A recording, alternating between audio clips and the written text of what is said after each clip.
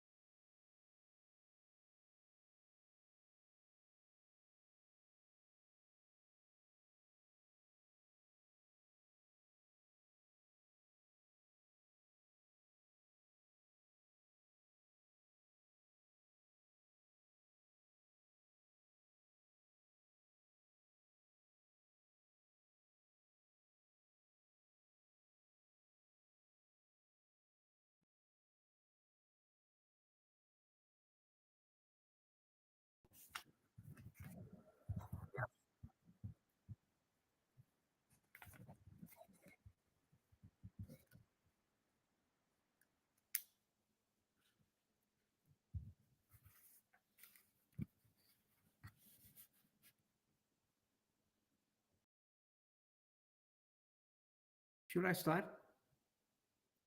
Okay, thank you. Uh, Ladies and gentlemen, my apologies for the glitches and a bit of technical problem. This again underlines the importance of infrastructure in this regard. Mr. Richard Rollison, Director for International Trade and Investment Scotland, Bapak Luat Sihombing, Director for Games, Ministry of Creative Economy Indonesia, Sir Nick Paul OBE, CEO, UK Interactive Entertainment, esteemed speakers, game streamers, gaming enthusiasts in Indonesia, Scotland, the UK, and anywhere in between. Good day, everyone. I'm delighted to welcome you to the Scotnesia Games Exchange, a platform for idea exchange, game showcasing, and networking among creative minds. This is a great example of how gaming in Indonesia and the UK can help bring our bilateral relations even closer. Ladies and gentlemen, the idea of Scotnesia was sparked during a conversation with Director Rollison in Glasgow last year when we saw the vast potential of gaming, a world worth exploring. As we all know, the gaming industry is now one of the most dynamic and faster growing sectors in the global creative economy. With that in mind, allow me to share two key points. First, the gaming industry holds untapped potential that can best be unlocked by connecting Indonesia and the UK's ecosystem. In 2023 alone, Indonesia's gaming industry generated over 1.6 billion in revenue. Around 250 Indonesia-made games were launched across various platforms. This demonstrates the potential of local creators to make an impact on the global stage. To support this growth, the Indonesian government has issued a presidential regulation number 19/2024 to accelerate national industry development. This includes the establishment of two special economic zones in Banten and Singasari, East Java, focused on education and the creative economy. These efforts aim to connect Indonesia's talent with the global gaming ecosystem and to empower local creators and investors through better infrastructure and financing. Meanwhile, the UK government has allocated 5.5 million pound sterling to boost innovation, nurture talent, and strengthen the UK's position in the gaming sector. Scotland, in particular, is home to some of the world's top universities in gaming, with a mature ecosystem, world-class talent, and vibrant developer communities. The presence of renowned gaming publishers further establishes the UK as a major global player. Both Indonesia and the UK have placed great hopes in their gaming industries. The UK's advanced talent and educational infrastructure are a perfect match for Indonesia's market potential. 150 million gamers, the largest in Southeast Asia, 20 million internet users, and a gaming market projected to reach 649 million US dollar by 2026. For this potential to flourish, Indonesia and UK must strengthen their gaming networks and ecosystem. Second, collaboration between Indonesia and the UK will pave the way for deeper cooperation across the broader gaming ecosystem. In particular, it will create job opportunities for young people in digital and creative sectors, and the spillover effects of gaming are immense, impacting digital innovation, animation, IT, energy, retail, and business services, to name a few. Another promising area is education. There is an urgent need to expand and upskill Indonesia's gaming talent pool. This is where UK universities can contribute by helping to develop Indonesia's talent and by sharing expertise and global networks. UK game studios and academic institutions could also benefit from Indonesia's special economic zones as a base to expand into the Southeast Asian market through Indonesia. Ladies and gentlemen, my deepest appreciation goes to the Scottish Government, Indonesian Games Association, AGI, Scottish Games Network, and Lazy Monday for making this event a reality. Thank you to all our speakers, streamers, and game contributors. Scotnesia, mind you, is just the beginning. Many more initiatives will follow. I wish you all a fantastic time and let the games begin. Thank you.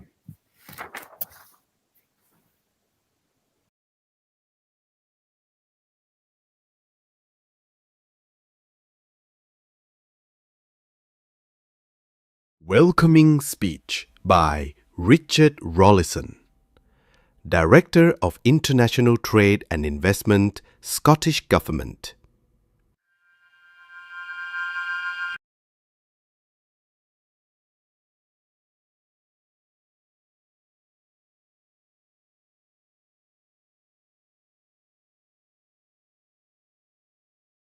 Again, albeit virtually. I like that we've created a sort of virtual country for today called Scotnesia. I think this is something that perhaps the gamers on the call can create going forward. As well as thanking the Indonesian government, a big thanks to the Indonesian Games Association and the Scottish Games Network for today's event. I'm just going to briefly talk about two things for the next few minutes. Firstly, Scotland's very important relationship with Indonesia, and then to tell you a little bit about Scotland's gaming sector, which hopefully you know a lot about already, but I'll tell you a few more things. Indonesia is identified as a priority country in our strategy for exports called a trading nation. And that's because, and I think, Ambassador, you've touched on these things, that there's a growing economy, there's a growing population, there's the sort of access to the wider ASEAN economic community. And I think you gave us some very important facts about the scale and opportunities in the gaming sector in Indonesia as well. As you said, I think this event stems from your visit to Scotland last October, where there was an Indonesia Scotland business outreach event, which was focused on areas such as renewables and higher education and research and development. But as you've said, today's event is focused on gaming.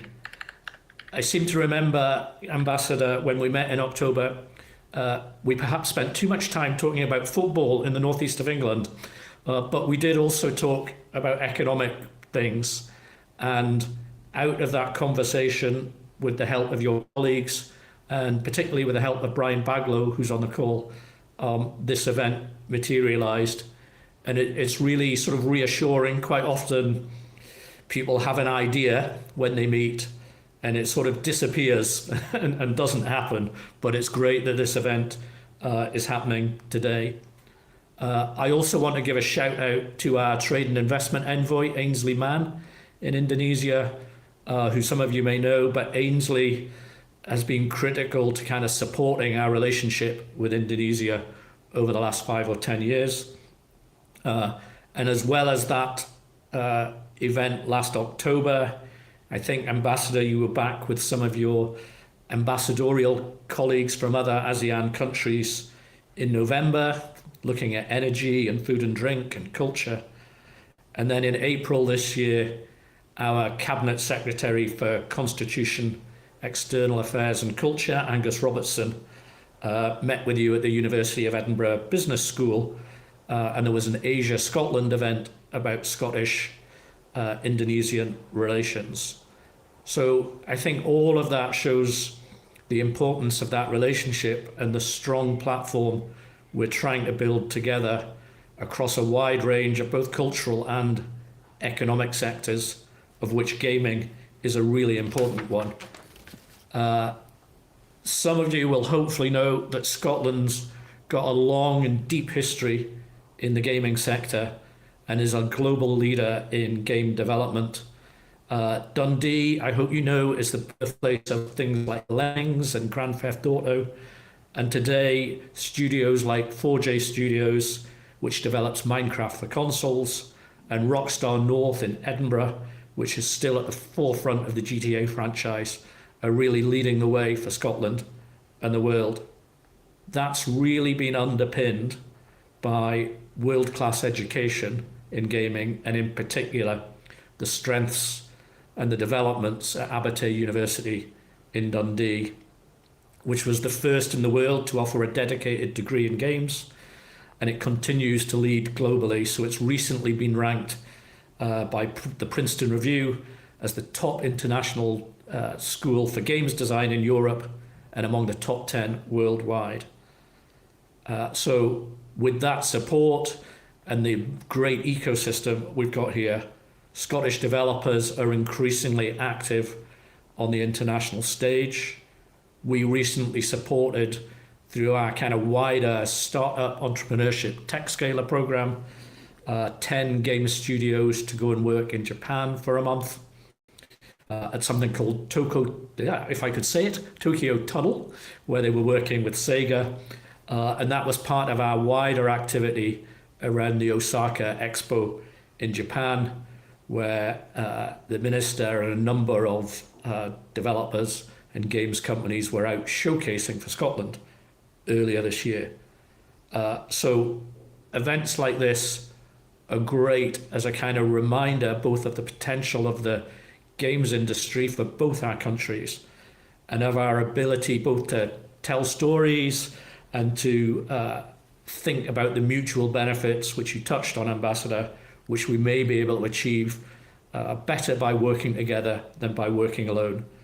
The Scottish Government is really trying to drive forward the economic, social and cultural benefits that the game sector can deliver for Scotland and the UK and internationally. And I hope you know that in September this year, Edinburgh will be hosting DICE Europe, which is one of the most prestigious gatherings in the global games industry, with top executives and innovators from across the world coming to Edinburgh. So I hope that some of you on the call can join us for that in September. So great that this event is happening. I hope you have a really productive day and that there's more relationships and more economic growth and training and development that can come from today's event. I look forward to hearing how it's gone. Thank you.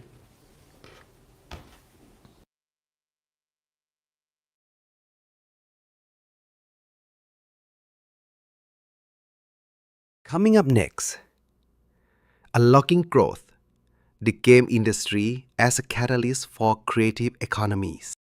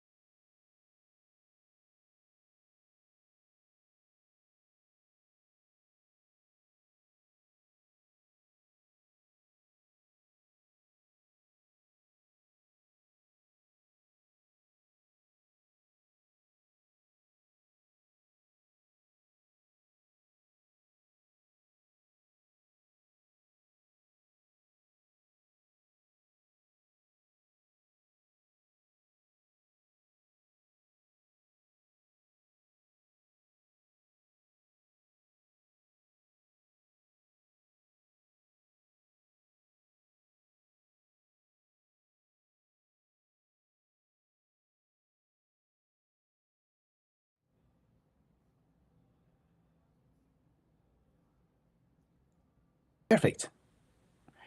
Good morning, everyone. Thank you so much for attending. It's lovely to meet you all. And I would like to kick off the first panel of the morning with extending my thanks, I'm sure, of the whole panel to His Excellency, the Ambassador, and to Mr. Rawlinson from the Scottish Government. It's fantastic to get such support from two such rapidly growing nations, and the recognition that games have an importance over and above the enormous consumer market that everyone talks about. My name is Brian Baglow. I'm the founder and CEO of the Scottish Games Network. We're the ecosystem builder for the game sector here in Scotland. We've done a number of different activities and programmes, from the first large-scale games event, Scottish Games Week, ever to take place in the country, through to helping new and emerging talent come forward through a series of events, workshops, programmes. So I'm here today to moderate the panel, and we have some fabulous, really, really excellent speakers. I'm going to ask each of them to introduce themselves in turn, just so you have a little bit more background about each of them, and then we'll kick off. We have 40 minutes and a great many questions. It's such a rapidly evolving sector. I would really like to make sure everybody gets a chance to speak. So first of all, Luat, who has the coolest job title ever, Director of Games at the Ministry of the Creative Economy at the Indonesian government. Luat, do we have you in the room? Yeah, thank you, Brian. No. Okay, next. So Mr. Nick Poole, OBE. Nick is the CEO of UKIE. Nick, can you give the participants, our listeners, a little more background on yourself and what it is that you and UKIE do? Wonderful. Thank you, Brian, and good morning, everybody. Wonderful to be involved in what a great event. So I'm Nick. I'm Chief Exec of UKIE. As Brian says, we're the trade association representing the UK's video game and interactive entertainment industry. So there are around 2,500 games businesses in the UK delivering a gross value added to the UK economy of 6 billion and growing. A phenomenal industry to be able to represent. Most of our work focuses on building pro-games policy, working with government to advocate for policy and fiscal measures to support the industry. But we also do an awful lot of work around skills development, trade and investment. So really, yeah, wonderful to be part of today's conversation. Fabulous. Thank you very much, Nick. And Garrett, the head of publishing at PQube. Can we hear from you, please, sir? Oh, we can't hear you.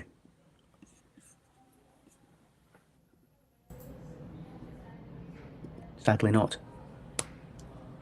Okay, I'll tell you what, Garrett, we'll give you a minute just to sort yourself out. Vanya from Wisageni. Hello, thank Good you, morning. Brian. Good morning. Thank you for the opportunity given to me to be in the amazing panel today. I'm Vania Marita from Wisageni Studio, and nice to meet you all. Happy to be in the panel today. Fantastic. Thank you, Vanya. Irfan, do we have you? We can see your bicycle.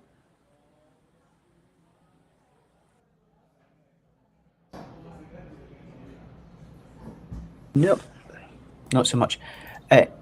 Garrett, do we have you back with us? We're not hearing you, I'm afraid.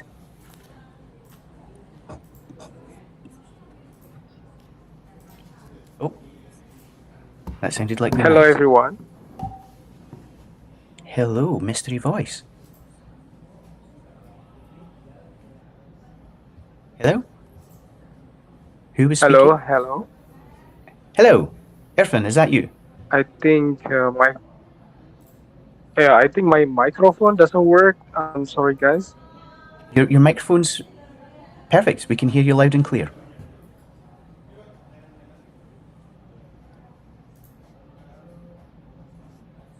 Okay, you know what? Let's get on with the questions, and we'll hopefully recover from some of the technical issues as we go.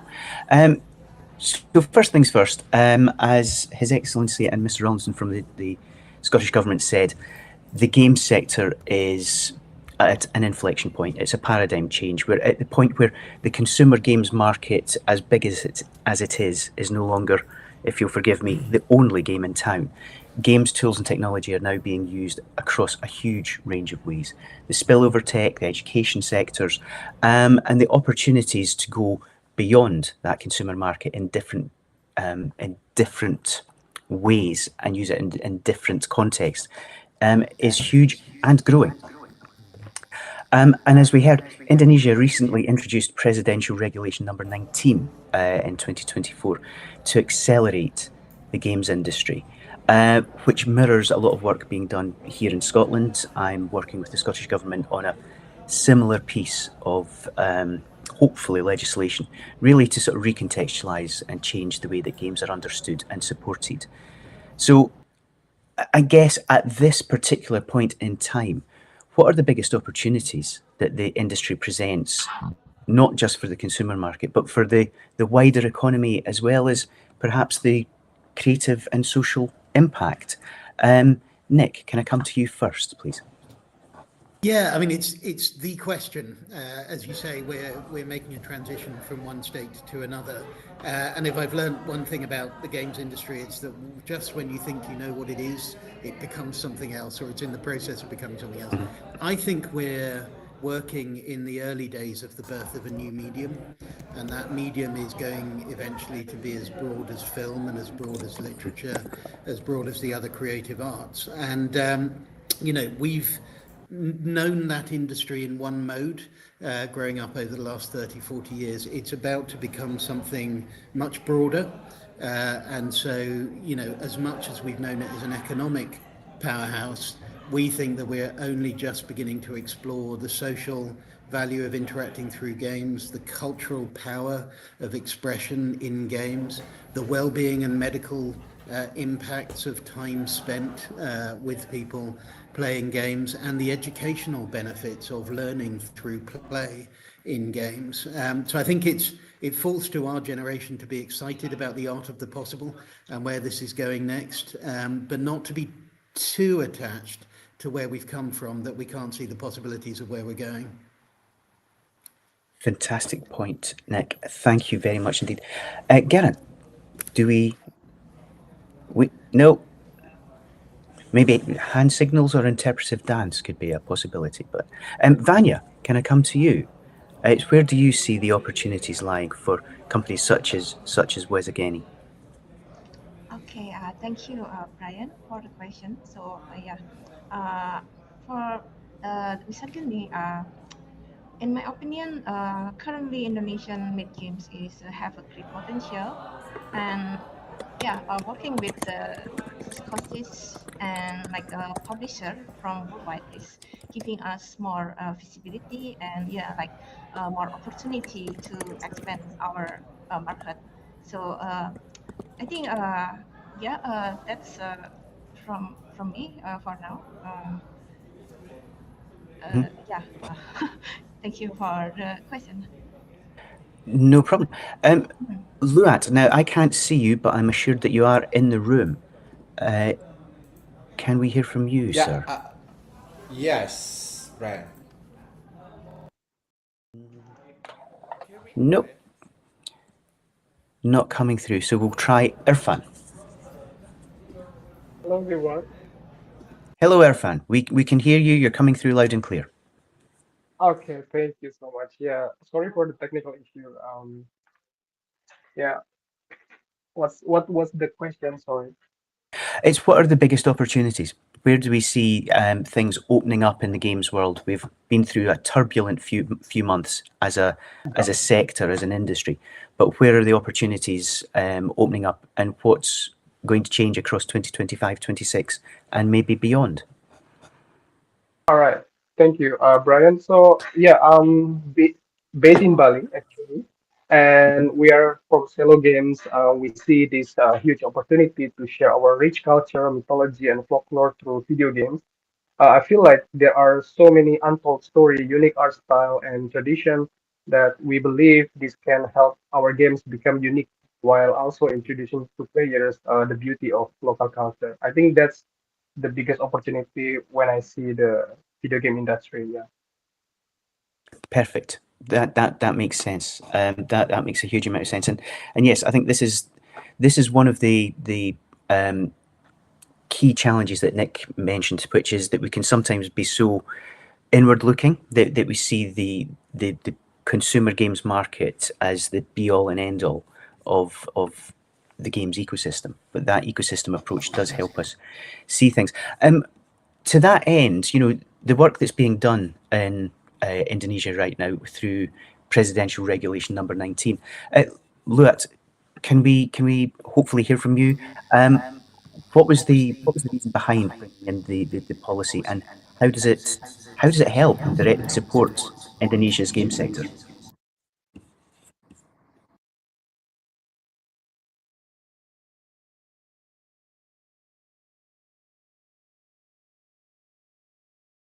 Yeah, can you get my voice? It's okay? We can hear you. Okay, yeah. Thank you. Yeah. Sorry, Brian, for the technical issue. Yeah. Regards to the presidential regulation number 19, actually, to accelerate the Indonesian game industry, we do see like how Indonesian market is so big. I think it's 40% of Southeast Asia market coverage.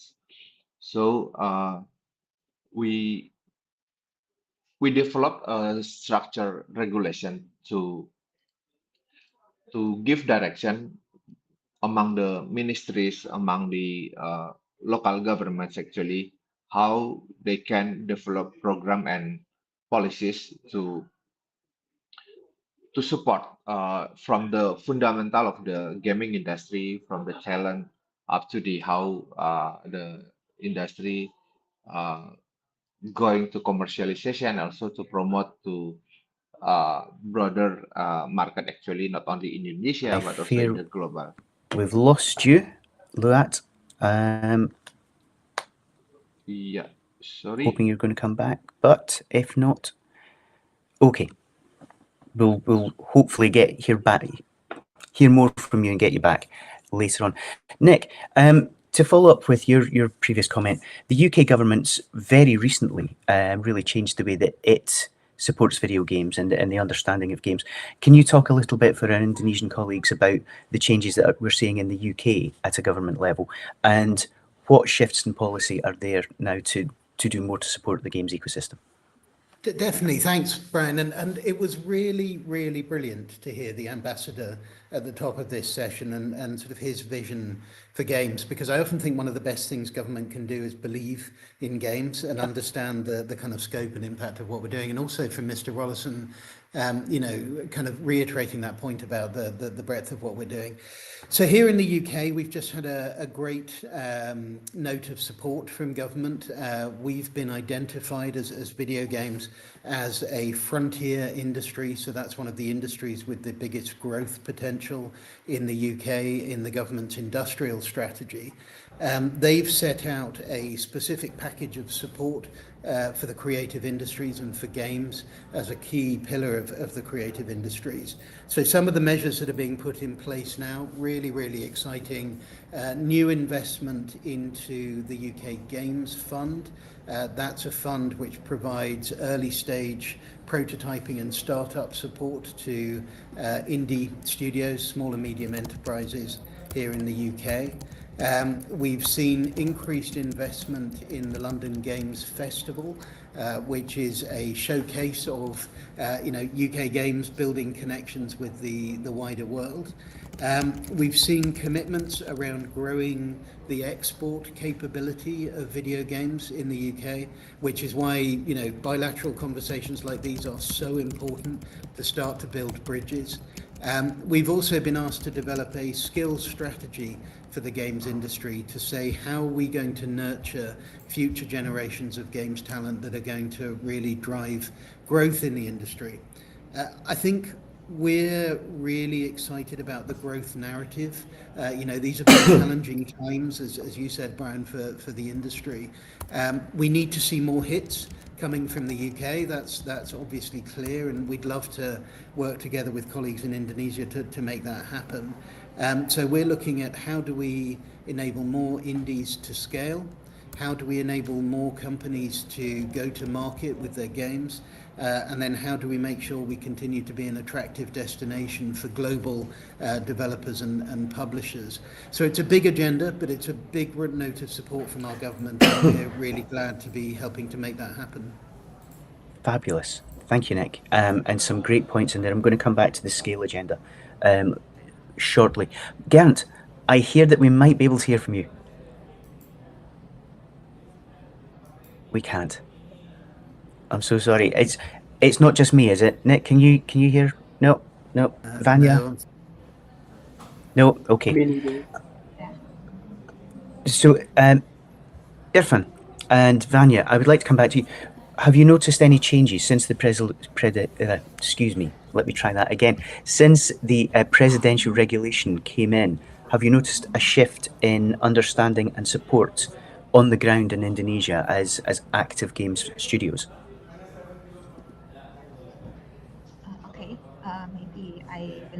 course? Please do, yes. Yeah, yeah.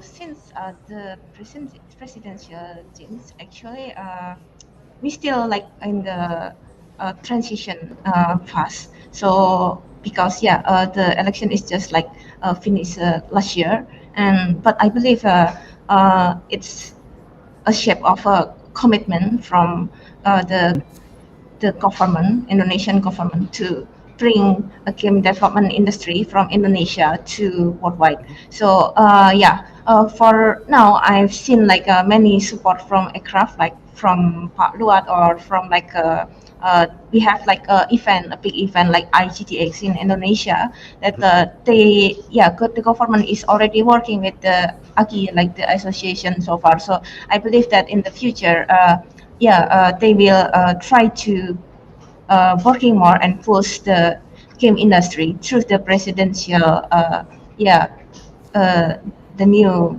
presidential. So I think it's going to be exciting to looking forward into that. Yeah. Fantastic. And Irfan, the same question to you, if we could. It's how are you finding the impact of this new ruling? Okay, thank you, Brian. I hope you guys can hear me clearly. So I can hear you loud and clear. Yeah, it's an interesting question because if you asked me like 5 or 6 years ago about this question, it's really hard to talk about good things from the government for their support in the gaming industry. But today, the gaming industry in Indonesia is growing rapidly because of the talent we have and also the technology that openly for everyone or any other country and also support from government. We can see all of the support from from the government since the last 3 years.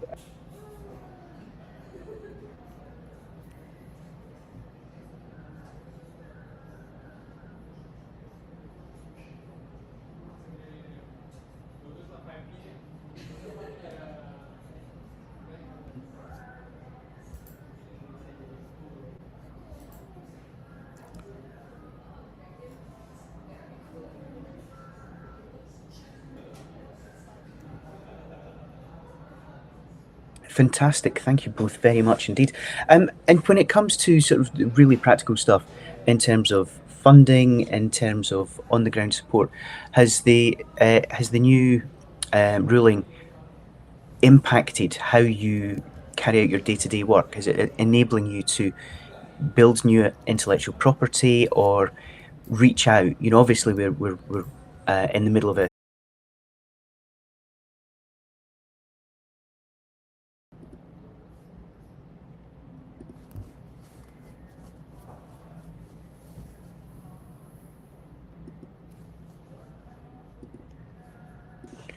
Fantastic. And Vanya, can I ask you the same question? Have you found it easier to make those connections and take Wisageni into new markets thanks to the presidential regulation?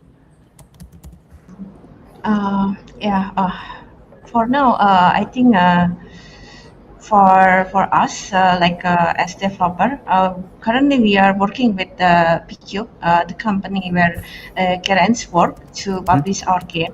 So we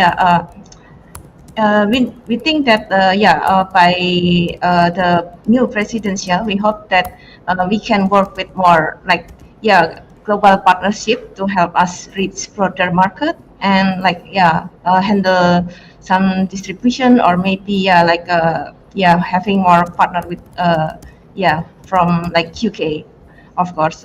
So I think since we are working together this time, we have like a positive, a better response. So we hope that maybe like in the long term we could help, we could gain more more positive feedback from the presidential. But for now, we think that we just need to wait and see because they just like making the announce the presidential.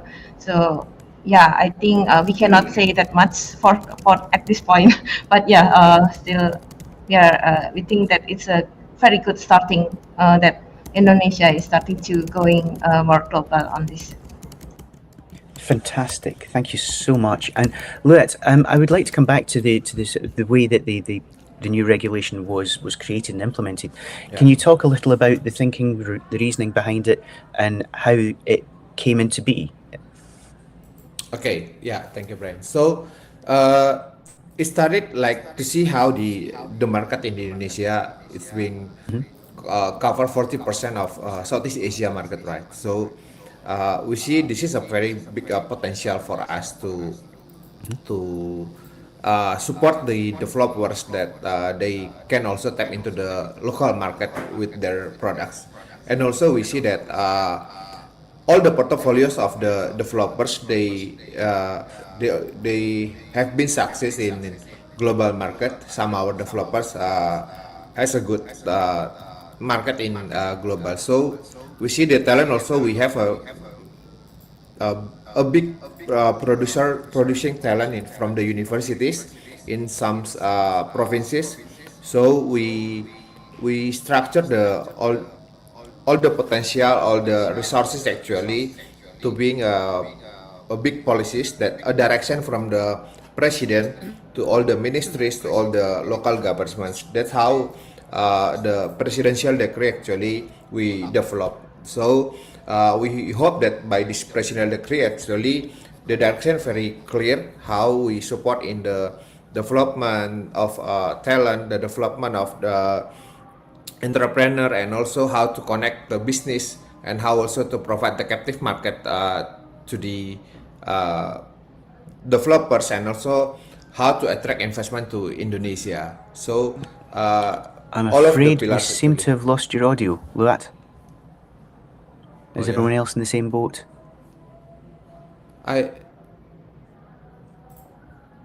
Okay. Yeah, I think this is the latency You all and can. delay. Okay. Yeah. I think this is the reason actually how we develop the Perfect. presidential In decree, that case, Brian. forgive the interruption. Yeah.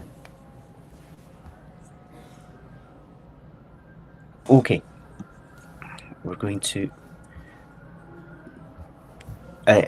Is Luat still speaking, Shifa? No, I'm done, Brian. Thank you. Okay. I don't want to be rude and cut him off.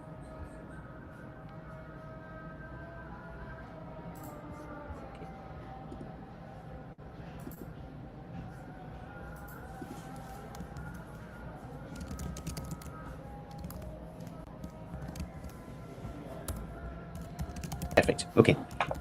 So, Luat, as a follow-up question, I'd like to ask about how you take this new regulation forward and how you work with the sector and not just the games industry in Indonesia, but how you see this as part of the work of the Ministry of the Creative Economy, because obviously games have a much larger role to play, as we've heard from several of the speakers, than just the consoles, the mobile consumer games market. So how are you building games into the future of the ministry itself? Okay, thank you, Brian. So we see also the game as a intellectual property. How we treat this game to be. Are we good? I'm so sorry, I can't hear anything. Yeah, keep going. Okay, perfect. So, Geraint, we're going to give you another go. Hello, can you hear me now? We can! Amazing. Success. Welcome. You're welcome. Thank you very much. Okay. We got there in the end. It's so lovely to hear from you. Can you do a very quick intro? Tell us a little bit about who you are, what you do, please.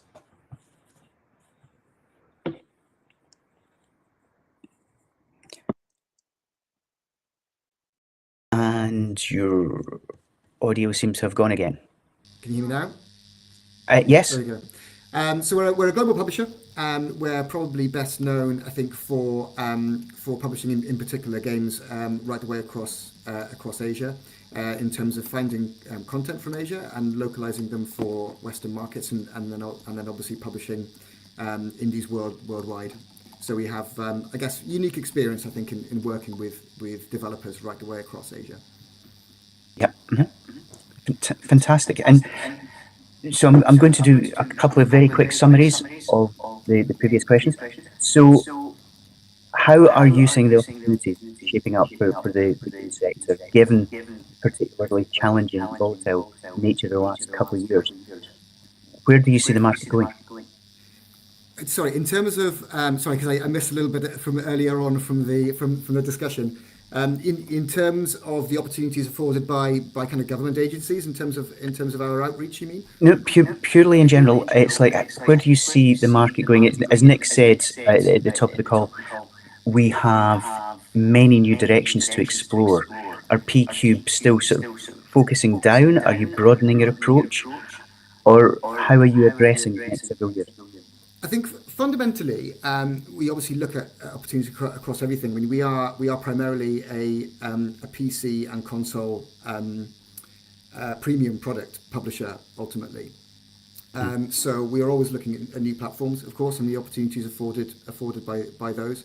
But also looking at individual markets across the world, both in terms of kind of grassroots development across the world in different territories, and kind of understanding what those studios are like and what it is that they need in order to kind of help them gain visibility. So we're very much interested, I think, in terms of a global outreach to developers all over the world, whether or not they're in Indonesia or in kind of already established markets. But in particular, we like to look at those sort of fledgling development communities in kind of underrepresented areas. And to pull it back into the local market, how is a publisher working across multiple markets and region-wide? What makes a game from an emerging sector like Indonesia stand out for you? What is it you're looking for, and what could studios like Irfan's and Vanya's do to sort of engage with PQube? It's a really good question, actually. I think fundamentally, I think there are various strands, I think, which will apply to every developer, across the world, wherever it is that they're from. And fundamentally, it's a game quality first, and it's obviously extremely important. But I think when you look to different countries in particular, I mean, a lot of developers are already working within established genres, whether that's horror or cozy games or first-person shooters. But I think, if you take Indonesia as a really good example, if you look historically at some of the kind of most successful games that have come out of Indonesia, so games like Dreadout and Pamali, for example, while they're already working in really established genres like in this case horror, they're also kind of leaning into elements of Indonesian mythology and folklore. And I think sometimes kind of drawing on your own kind of cultural references and lived experience can add like a little twist to what is already an established genre, and maybe kind of elevate it or kind of give it a kind of unique perspective which can surprise gamers. Fantastic. And is there a specific genre or game type that you kind of associate with Indonesia? Is there a particular expertise in the region that you're aware of? I think it's. I mean, again, the same applies. The same applies worldwide. I mean, as a publisher, we're actually quite genre agnostic. We don't focus on whether it's real-time strategy or first-person shooters or anything like that. What I'm seeing a rise in particular, like the horror genre in particular, and also kind of more kind of cozy, inclusive games coming out of Indonesia. And the thing that stands out for me, certainly when I visited IGDX last year, was just the quality of the artwork in particular, and like very kind of strong leanings into kind of narrative focused games, which was a particular highlight, certainly from last year's show. Fantastic. Thank you very much indeed. And Luat, I'm going to come back to you. I'm so sorry your audio hasn't been coming through at my end, but I want to ask how we build on this event. How do we keep the conversation going and open up new opportunities for collaboration between Indonesia and Scotland, and indeed the wider UK? How do we build on this morning's valuable work?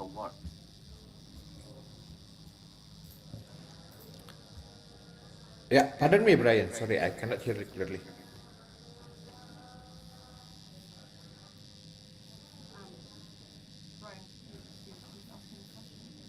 Oh yes, of course.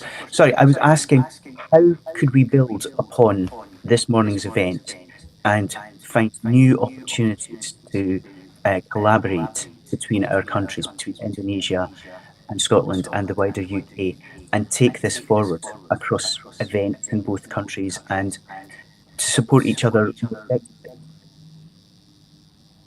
Yeah, I think if we see based of the how the Scotland actually the competitive advantage also could be the part of the partnership or collaboration with Indonesian actually, how we see the talent development in Scotland actually could be share each other with the Indonesian. Indonesian have so many volume of the talent, but we need to scale up to upgrade all the skills, the standard actually, and also we see how we can learn also from the Scotland about the government support, how the Screen Scotland, the UK Games Fund, something like that, that we can learn to for Indonesian government also to provide those kind of support for the industry players also. And I think Scotland also can see how Indonesian market behavior, how Indonesian how the publishers Indonesia actually can entry in terms of the competitiveness in mobile games in Indonesia, something like that. I think this could be part of the partnership that we can follow up next after this event. Thank you, Brian.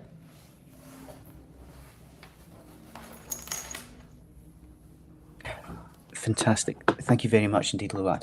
Now, I think we're rapidly running out of time. So I would like to ask each of our fantastic panelists for their closing thoughts in terms of how you feel that we could take things forward, thanks to Luat's kind contribution. And what is your one big ask for the people out there listening on both sides of this conversation? Vanya, can we come to you first? What would be your big takeaway from this, and what would you like to take forward?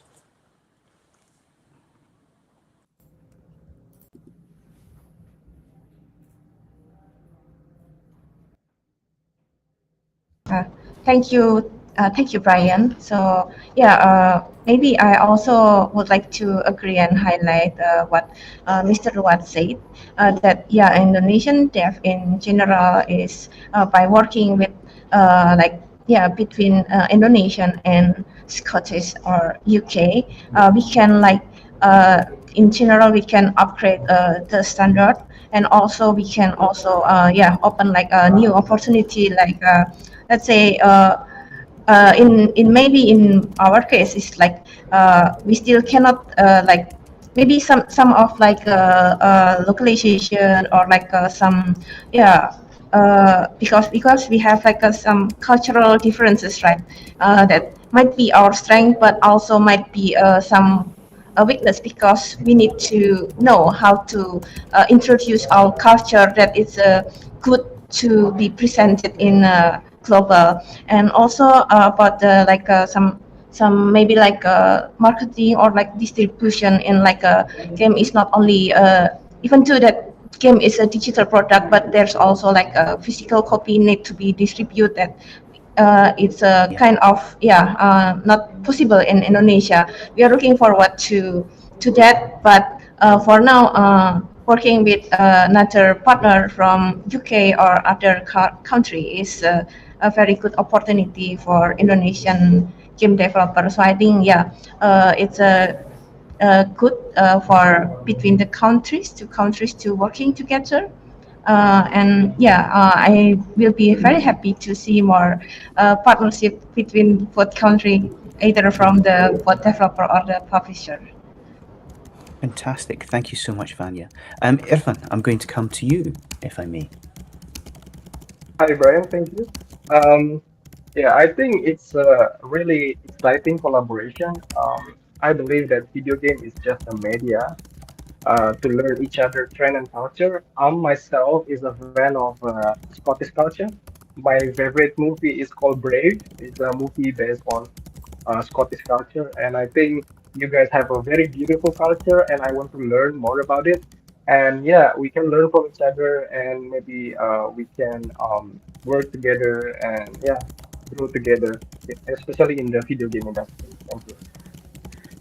Fantastic, and a great point. I'm sure there will be appetite on both sides of the conversation. And huge fan of Indonesian culture as well. And I think there's a very interesting series of conversations to be had around how we build on this and how we actually get our development studios and companies talking more closely and maybe finding opportunities for collaboration. And on that note, Geraint, it's the same question to you, sir.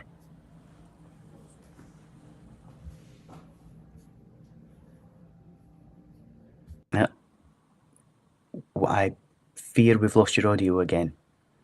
Hello? Can you hear There we me? go. There we go.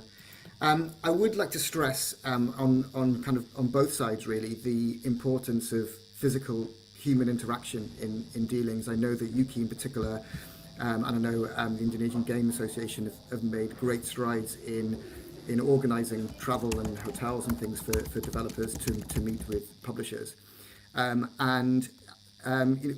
Given the industry that we're in, it's very easy to kind of fall into a kind of digital bubble where you can sit at home at your desk and you can obviously have interactions similar to what we're having now.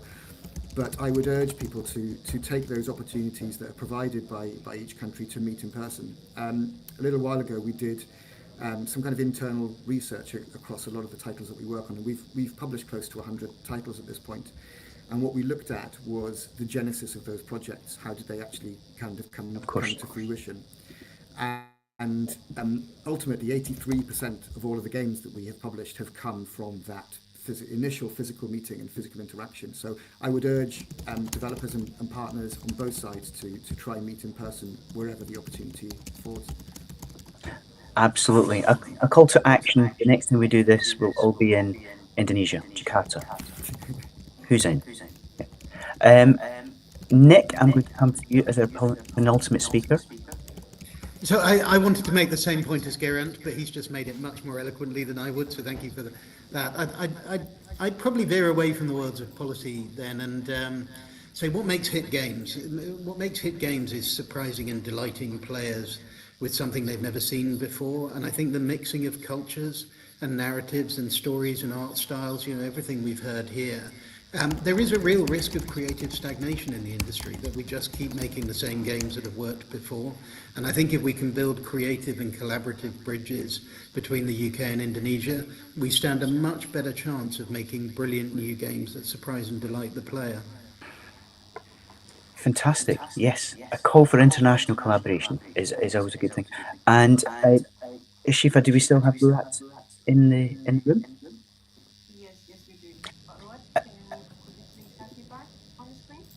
And Luat, sir, thank you and apologies again for the technical difficulties, but can we have your closing thoughts on extending this forward, the takeaways for you from this morning's event?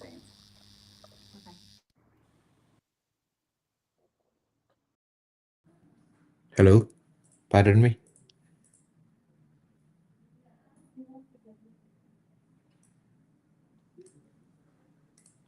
Yes, Brian, sorry, I cannot hear the questions.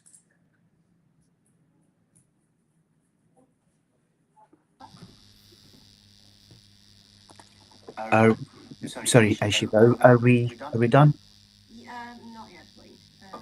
Okay. Yeah. I cannot hear the question actually. It fade away. Bapak boleh closing statement-nya? Oh, okay, yeah.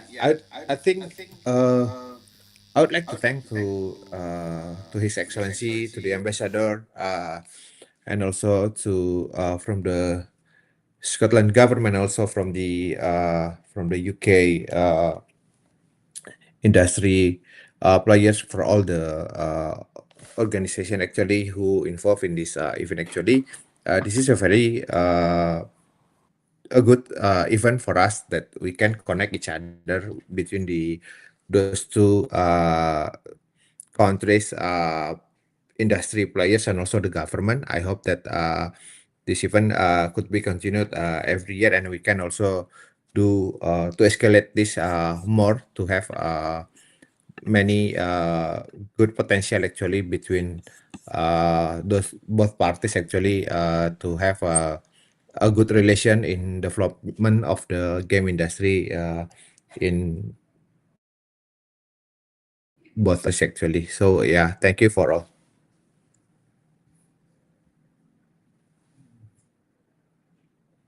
Wonderful. Thank you so much. Ladies and gentlemen, viewers, listeners, game developers and participants worldwide, thank you so much for bearing with us. Sorry for some of the technical issues. And to all of my wonderful panelists, sorry if I cut you off or spoke over you at any point. But it just remains for me to say thank you. I think this has been an incredibly valuable, the start of hopefully many ongoing conversations and greater opportunities for collaboration between Scotland, the UK and Indonesia across all aspects of games. So we are going to take our leave, but it only remains for me to say thank you from the bottom of my heart to Luat, Nick, Garrett, Irfan, Vanya. You have been fantastic panelists. Thank you for your patience and for your wisdom and insight. And I hope to speak to you all again at some point soon, preferably on a beach in Indonesia. Thank you so much. Thank you, Brian.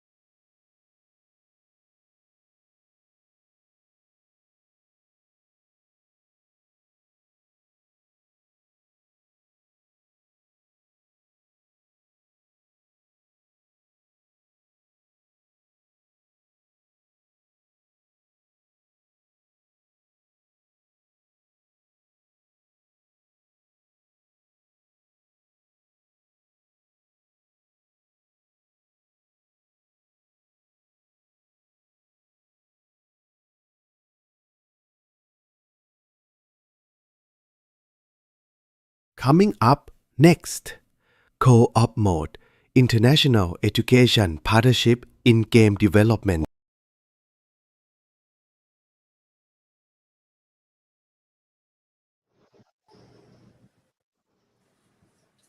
Hello, everyone.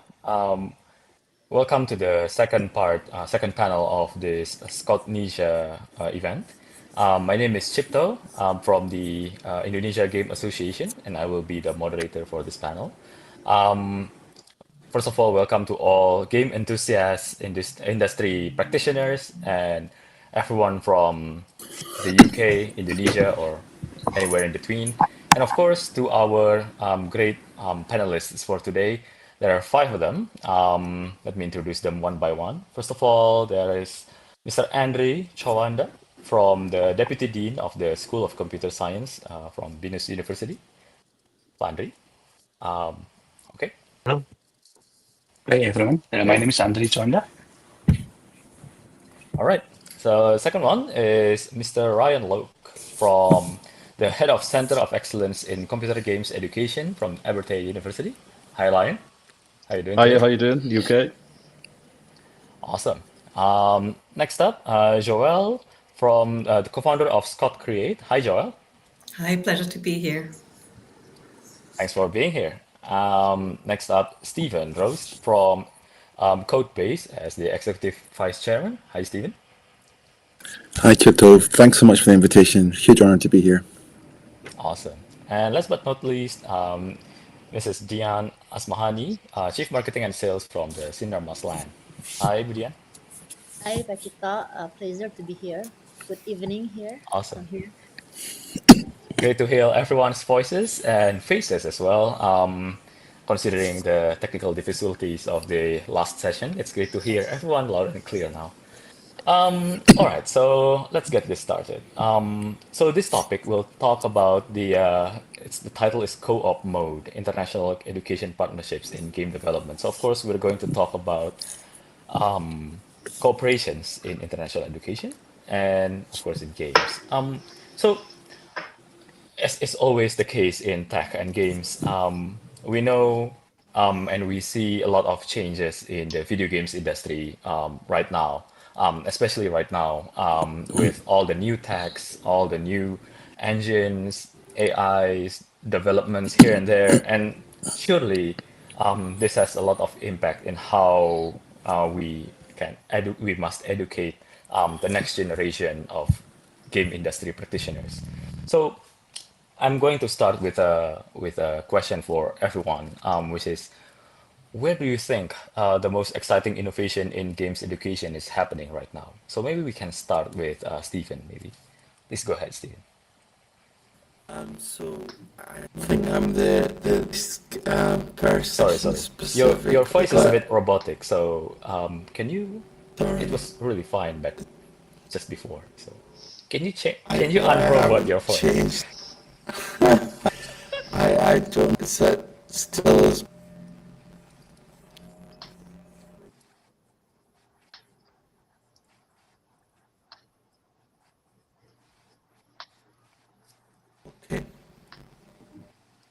Is that any better? Yeah. Okay. Okay. Wow. Well, thank you for that. So I'm not sure I'm super best placed to answer that question. I think in general there's just we've lived in a world where there's been many changes in paradigms over the years, and we've always reacted to them. I think now with AI coming into things, it's a different kind of leap than say a physics engine or something like that. So I think there's a whole bunch of new challenges that we're only starting to get to grips with, but I think it's very, very exciting. In computer science, is an old kind of phrase that says, once you've finished with the first 90%, you are left with the second 90%. And I think that AI represents a great opportunity to help with the first 90% and look at things in a different way, but you're still left with the second 90%. And I think that'll still be a little bit the way things have always been. So there's new opportunities, but there's also a bunch of the old school things that will still remain very, very important. Right. Thanks, Stephen, for that. So maybe we'll move on to Pak Andri from BINUS, which is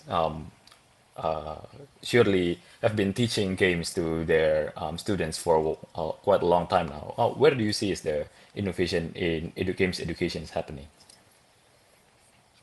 Yes. So yeah, I'm agree with Stephen. So nowadays, like I think if we're talking about technology, surely AI will be like the top of mind of technology. So most of the exciting innovation in game now lies in the intersection of AI generated immersion environment. For example, we can design and then we can create like real world applications with all the AI. But again, there's like plus and minus, right? So for us, from us, for educators' point of view, that can be a good thing and bad thing. I think we will discuss that later on, right? But for now, yeah, more and more in immersive technology and also with AI generated or AI generated tools engine. Yeah. Right. Thanks, Pak Andri. And then we'll move on to Ryan from Abertay. Again, Abertay has been teaching a lot of game design and game technical capabilities to its students. And where do you see this innovation is coming? What's the most exciting parts of it for you? I really, really like this question because part of me just doesn't know. And I think that's really important to be able to admit that this is such a mysterious time and the landscape ahead of us is uncharted. But I know this much is like Andre and Stephen, I'm excited to see what students do, what young innovators do, what people who were born as digital natives do. It's going to be, people coming into high school and university in the next 5 to 10 years that are really going to show us what AI and machine learning is actually really capable of. Part of me is terrified. I want to admit that as well because it's so new to me and I know so little about it. As much as I try to keep up to date with anything, I think the innovations that are going to be happening, even today, are nothing compared to what we're going to see soon. But I have a second part to this answer, which is the real innovations for me are actually are probably a lot more to do with the serious or applied games strand of game development, which is seeing places beyond, obviously, games for entertainment, massive and important, and the soul of everything we do. But I'm looking forward to seeing games for change, games that change people's lives on a medical, social, or cultural front. I think those innovations are so valid and so important. But it's anticipation, excitement, and fear for Gen AI and what it's going to do for all of us. Looking forward to seeing where that goes with some trepidation. Awesome answer, Ryan. So I guess we'll move on to Joel from ScotCreate. I mean, ScotCreate different from Abertay and BINUS. It's not a university or a school, right? It's a platform, a community platform that supports a lot of content creators, streamers, and even learning, right? From this perspective, where do you see new innovations? What kind of innovations are most exciting for you at this time? Yeah, so we are a pretty small community platform, but I think recognizing the value that content creation and live streaming has had in relation to, I would say, games is really important. And similar in education, I think, as well. There's a bit of a tendency to sometimes kind of forget about all these people that sit at home and, play the games while live streaming them or while creating videos. And I think it's really, really important to think about them as well, because that's an equally massive market, I think. And I mean, I had the chance while I was at Abertay doing my PhD to actually teach a little bit about the influence content creation and streaming has had actually, for instance, like game design. And I think there's going to be a bit more about that in the future, at least I'm hoping, because there's so many fantastic opportunities. I mean, games like, I would say, Cult of the Lamb or The Shadows of Doubt use Twitch integration where, people can then interact, with that in and of itself. And I think dig a little bit more into that in the future and making a bit more space for content creators and streaming and actually teaching, what it is about and how games developers and the games industry more generally can work more with content creators and streamers, I think would be incredibly valuable.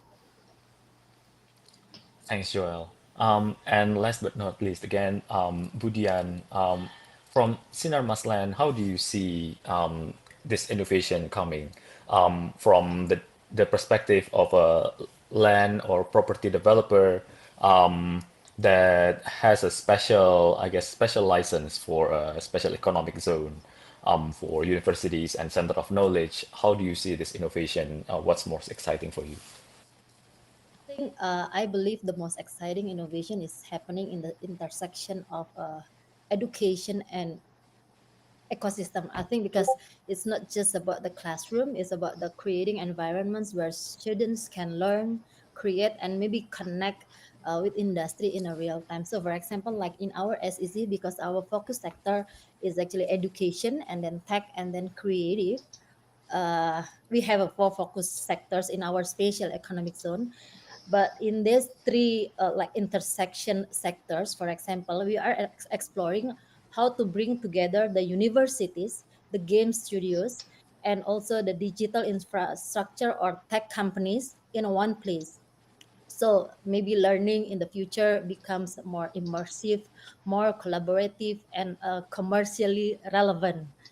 That's where the real innovation is not uh, an isolated programs, but in integrated ecosystems that prepare talents for the global creative economy. Awesome answer, Rudian.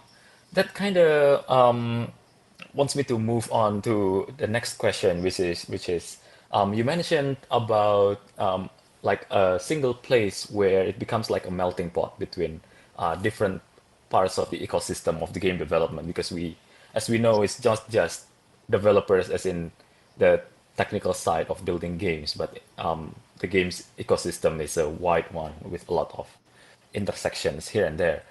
So I want to get back to you, Stephen, as from CodeBase, as a leading tech incubator. How do you see, as a tech incubator, I see that it's a place where it incubates new up and coming teams to I guess to bring out the best of them and connect them to other like-minded or different-minded people. So how do you see Codebase evolve to better support the game industry in the next coming years as new innovation is coming as well? Yeah, thanks. It's a really, really good question, really quite hard to answer. We traditionally have been focused on SaaS software companies, so software as a service companies, not so much games, but for the last sort of year and a half or so, we've started to do a lot more with games. So I say that from a place of humility. I'm not going to give you the best answers here, but I think the opportunity in Scotland is that we have a very thriving, interesting gaming scene. Imagine it's so mature that we've got companies that are very, very niche. There's a company in Scotland that, for example, just makes guns for games, right? There's companies that just look at avatars and faces. So it's that mature that there's, big, large, AAA studios, but there's also games tech companies, companies that do stuff in the background for games, etc. I think, therefore, it's a very, very interesting space, a very vibrant space, not without challenges. I think gaming in general, there's loads of opportunities, but as Ryan said, there's lots of big changes coming about as well. There's also questions around business model and also, how many games are published. It's just this massive amount of games. So for me, I think one of the main opportunities for an ecosystem builder is to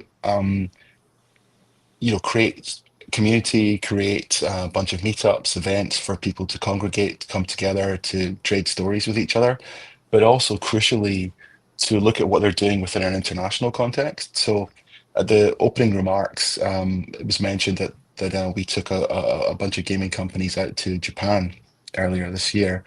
So those kinds of things I think are going to be more and more important. And again, indeed, what we're discussing here, connecting with Indonesia as well. So I think connecting with different markets to sort of cross-pollinate ideas, but also things like IP.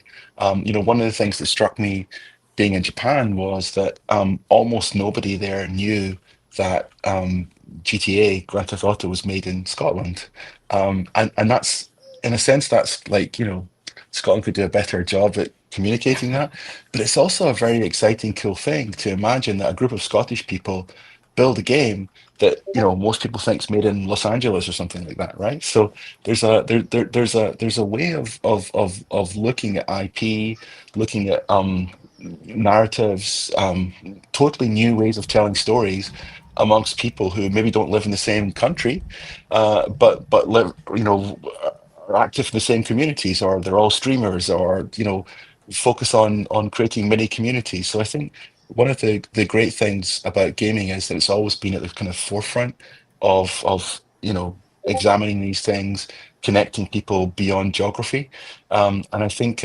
that's the big opportunity. And again, that's why I'm on this panel today. I think Scotland's got a great and really kind community around gaming, and I think it's one that's very open to experimenting and building new things and doing cool stuff with people from all over the world. And I think, again, I shared Ryan's trepidation a little bit. There is some scary stuff around it, but I also think you're kind of doomed to optimism when it comes to AI. That you have to kind of think, hey, this is a cool thing, and there's some really good new stuff we can do. And I think that will create new opportunities for global collaboration and coming together. Awesome answer, Stephen. Such a big answer to unpack. So I want to move to Ryan, because you mentioned earlier, Stephen, that CodeBase is actually has more SaaS than games. So I want to touch on the point that Ryan mentioned earlier, that in Abertay, it's not just games for entertainment, but also applied games. And also that's maybe where games and its core, I guess, core design principles can be applied to a broader sense than just entertainment.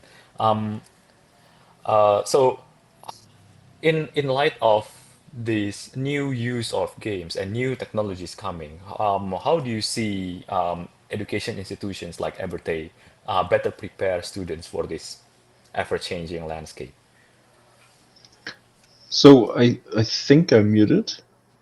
No, you're fine. I don't know what. I've got a mute sign on my picture, but I don't know where that's coming from. But Nothing can silence you, right? It's hard to shut me up. So I do apologize for this long-winded answer that I've probably got incoming. But we've been doing this for a long time. I think pioneering game development since 1997 or something. And we've got this, and I certainly, I keep this close to my leadership, which is this need to not just stay current, but to somehow stay ahead in this role. We need, obviously, to evolve further and faster, and evolution is a constant fact of this domain. And then our ability to deliver graduates that are capable of excellence and evolution over a career in games is more pertinent than ever. Been able to adapt to various scales of game development across the world. It's in lots of ways, it's an impossible task. You've got a few years to turn people into graduates that can go out there and work in industry that has so many facets to it. So I think universities like Abertay must integrate, obviously, stating the obvious, real-world pipelines and workflows into their teaching, and to do it often. We obviously want students using tools and collaborative workflows that mirror modern studios throughout their studies, and it's about preparing our students to hone their skills, their creativity, and their problem solving, but to look outward and to understand that it's not just entertainment. There's real-world issues that games can contribute to, or to help, or to provide answers to. So we're really interested in producing graduates who are obviously team-ready, critically thinking, self-starting, production-savvy practitioners. That when they leave our doors, and we also want them to somehow be innovators, leaders, and change makers that enter and affect the industry as it evolves too. And secondly, I also think we need to think internationally, not just locally. That means things like student exchanges, shared research projects, and exposure to diverse publishing models and platforms, especially mobile, live ops, applied games. And we've been building, for obviously recently, due to the pressure on HE, we've been building a lot of sort of transnational partnerships in key territories that serve to strengthen our knowledge bases and our student experience as well, by exposing them to more cultures that actually brings a lot of extra skills to them that are actually quite unique. And of course, we still need to go beyond just technical skills. Graduates should also understand monetization, player engagement, a little bit of IP law, how publishing ecosystems work on a global scale. And of course, just kind of attaching to what we said earlier, things like remote working, AI, machine learning, they are actually helping to level the international playing field in lots of ways. And that brings a host of new challenges and opportunities as well that require both local and global strategies. I think industry, education, and trade bodies like UKIE, TIGA as well, who I work quite close with, also need to work better than and closer and maybe more integrated than ever to navigate the sort of the future that's coming for us. And I'll wrap up quickly because I know I can talk a lot. So finally, I think games education institutes and industry must together support the talent pipeline by strengthening relationships. And of course, I think we also need to support inclusive, sustainable career pathways, which is super vital. And that means better access to underrepresented groups, stronger regional support, and post-graduation opportunities through internships, incubators, and funding links. Games are a great vehicle for social mobility, in my opinion, but the scales are tipped and the balance could be improved considerably. And my kind of bonus content is also, I think, I'm all about seed planting, which is getting... I don't think this gets talked about nearly enough in any of the circles I'm in, but I think the talent pipeline isn't just a university industry concern. It's a root and stem education concern. From an early age, we need to make sure that future skills are nurtured from the beginning in healthy, happy young people. And I also think because they are digital natives, they're born, into a world where AI and the internet is there from day one. We got to make sure that they're nurtured in the right way, and that games are seen as a valid cultural entertainment or a societal benefit. Awesome, Ryan. It's not too long-winded, to be honest. It's a lot of there's a lot of juice in all of that. So, so I'm going to move on to Pak Andri. Ryan mentioned a lot about international cooperation, and because these new technologies are actually instead of they are more like opening the doors and leveling the field for international students. So, from BINUS side, what challenges do Indonesian institutions face in aligning your programs with international standards? And now that such standard, if there is any standards, because it keeps moving, right? So, yeah, Pak Andre. Right. Thank you, Pak Cipto. So yeah, I would say that now we can say that we have two major challenges. So as we know that Indonesia game industry is still relatively young compared to other like countries or established market like the UK, right? So one of the major challenges lies on the limited number of experienced mentor or faculty, right? In particular with those AAA game production background, right? So we have like a number of locals experts in game developments, but the number of as we know that we have like 280 millions for the populations that we have like I think 60 or 50 or 60% that who are like preparing to learn to be in the university, right? So the number of the local expert in game developments is the skill is not sufficient for the demand from growing populations of students that eager to enter this industry, right? So that will be the first one, right? The second one is we must say that the curriculum, like you already mentioned in the beginning, right?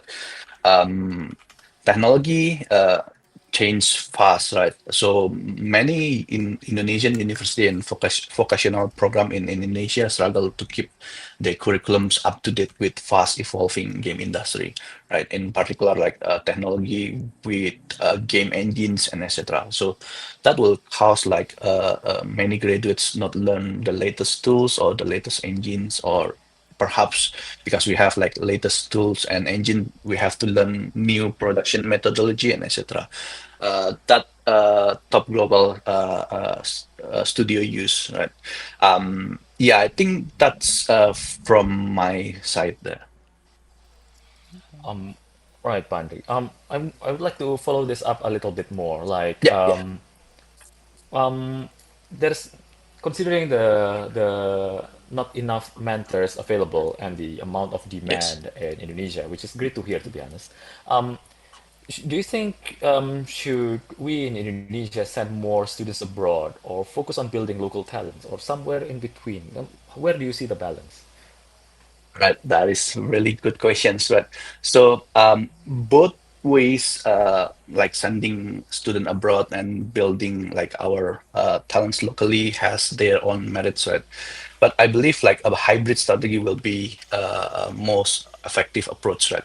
So, for example, well, sending students abroad is enabling more students to study game development overseas. For example, in global hubs like UKIE, it can accelerate the development of expert talents. However, this way comes with challenges. Like for example, it comes with high cost and also limited access. Right. On the other hand, focusing on building world-class program allow us to create like sustainable talent pipeline, right? So it's allow us to provide more or better quality educations, right?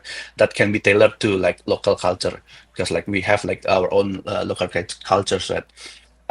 However, again, global exposures have to remain essential to meet like standard international standards and to meet the limited number of experienced mentor. So again, I would say that the strategy will be like well, mix between like the collaboration between like uh, sending like abroad and local capacity. So perhaps I can give you like some of the example that we have been doing like lately. Like we have like a lot of collaboration with stakeholders. So for example, we can have like some of the partnership with foreign university. So for example, with Ryan with Abertay University, right? We can have like seminars together, or we can have like we can send like student and faculty exchange, or even we can have like dual degree programs. So it's mixed. See, we can learn like from Indonesia, and then we can learn from the UK as well, right? And also we can have like collaborations with other like game industry ecosystem. So I believe that this hybrid way is can build like a strong and sustainable for like Indonesian game development ecosystem. Right. Thank you, Pandri. So tying up to that, I would like to go to Budian. Talking about building in Indonesia, and what was the original vision of establishing KAIKA Banten, the Special Economic Zone of Banten, and how do you see it playing a role of attracting investment from universities and becoming a center of innovation for games in Banten? Thank you for the question. I think that's a good question, because the vision of this spatial economic zone, especially in the creative education and then the tech industry, is actually rooted in a simple but bold idea to create a place and ecosystem, as I mentioned before, where Indonesia's talent can thrive on a global stage. We often speak of infrastructure and incentives, but at its heart, this spatial economic zone is about enabling possibilities, especially for our younger generation. Imagine all of those three sectors in a one place, the creating ecosystem. And then because when we envision this as easy, we saw it as a launchpad for this kind of interdisciplinary innovations, a sandbox where creators, educators, and investors collaborate without limits. And then because Indonesia, as mentioned before, already has a lot talents, right? Over 250 locally developed games were released globally last year, right? What we need now is the ecosystem again, a space that connects talent with global markets, universities with studios, and ideas with capital. So this spatial economic zone is designed to be that space with tailored incentives from the government and the world-class digital infrastructure and partnership like this one between Indonesia and Scotland. We want to empower studios not only to make games but to make mark, I think. And maybe looking ahead, we hope that this spatial economic zone becomes a home, for dreamers who build, a hub where Indonesians creators don't just join the global creative economy, they help to shape it. Because at the end, building this special economic zone is beyond than just a real estate business, right? It's not just about the physical development, it's about investing in all of this ecosystem. Thank you, Budian. And then I would like to move on to Joel. So we've been talking about making games or universities like physically teaching, educating students to make games. But as we previously talked, the games industry is not just about making games, but it's also about the creation of content, whether it's the games themselves or making content adjacent to the actual game itself. So why do you think content creators, streamers, and other adjacent parts of the games industry play such a vital role in this, in shaping today's culture and the games industry? And if someone, in the topic of education, if someone wants to start out at this to become a content creator, how do you see ScotCreate help them provide guidance and resources? Yeah, so I mean, in regards to the first part, I think when the game is finally out and you have your game right there, I mean, what comes after is very often that people create content around it, that people stream it. And in a lot of cases, it's actually these kind of creators that almost in a way keep games alive even afterwards. I mean, I can just take the example of a game like Lethal Company, where if it hadn't picked up so massively by creators and by, you know, just regular players after that as well, that maybe there hadn't been as many updates afterwards, or there had not been a continuation or more stuff to be added, more mods being created for it. So I think in that sense, kind of content creation is really kind of keeping the ecosystem going afterwards, if that makes any sense. And I mean, it's not just, you know, afterward, it's not just a game. I mean, you go on YouTube. I mean, it's the unending videos that you have on Minecraft or Fortnite. I mean, you have your Minecraft game where there's 48 people competing, but it ends up being watched by 5, 6, 7 million people on YouTube afterwards. Or people watch esports on Twitch every single year. It comes year round. And I mean, games mean being born on TikTok. It's nothing new, really. So in that kind of way, I think content creation and streaming is such a fundamental part of the games ecosystem and the way it develops. When it comes to content creators themselves and kind of what they need, I mean, you can't really go to university, or you don't really go to university and be like, all right, I want to do a 4-year course and you know, how do I do my content, and kind of, that's not really a thing. I mean, hypothetically speaking, everyone can be a content creator. You could pick up your phone right now, you could have a semi-good computer, and off you go, you could do your stuff. But really knowing what you need to be a content creator is a bit different. I mean, if you just want to have fun, go on, have a start and just enjoy yourself, you know. But if you want to grow, if you want to become more well-known, if you potentially want to consider it a side hustle or even a job, you need a bit more than that. And I think planning for that is quite a crucial part. A lot of people go into it kind of just not really knowing what they want out of it. And as I said, if you just want to have fun, go for it, have fun. Just start and go for it. But if you want to learn how to do more, and that's the thing, you need to make a plan and actually learn how to do things. I mean, I've seen plenty of content creators and streamers just kind of give up after some point because they don't really grow, because they see the numbers not go up. And so I think providing resources such as workshops or just teaching more generally, like, and that's kind of what ScotCreate is hoping to do, is have this kind of small platform where people can come. And basically, the more content creators you get on there, the more they can share their stories, the more they can share the experiences that they've had, the more they can also discuss the lessons they've learned from it. And that's kind of what content creation streaming does at the moment. It's kind of its own little kind of community, its own kind of little thing. You can also go on YouTube, you can watch, you know, what you need and so on and so forth. But from the top down, ecosystem-wise, there really is no support from government for content creators and streamers. There is really no kind of like top-down support in that kind of sense. And I think that's something that we need. And I think it should probably be seen a bit more part of the games ecosystem in that sense as well, because as I mentioned earlier, it's kind of what drives the whole ecosystem in the end. And after games kind of come out, even though obviously more games are developed, it's as creators and streamers that keep it going in a lot of sense. And I mean, the fact that this here is streamed right now and you'll see the fantastic streamers you'll see later. I mean, I'm chuffed that we managed to get Toasty to, play a little game. And it's just so important, I think. And I think just having this here today being streamed like this, and you'll see the games later being streamed like that, just shows that really. Awesome. Thanks a lot, Joel. We've got a bit less than 2 minutes, apparently. So time's running out very quickly. I just want to wrap this up by asking each of you, final words or a final statement, I suppose, for to close up this incredible session. I can talk like 4 hours about this with you guys because it's been very fun. But we've got little time, so I'll start with Pa Andri first. Please go ahead, Pa.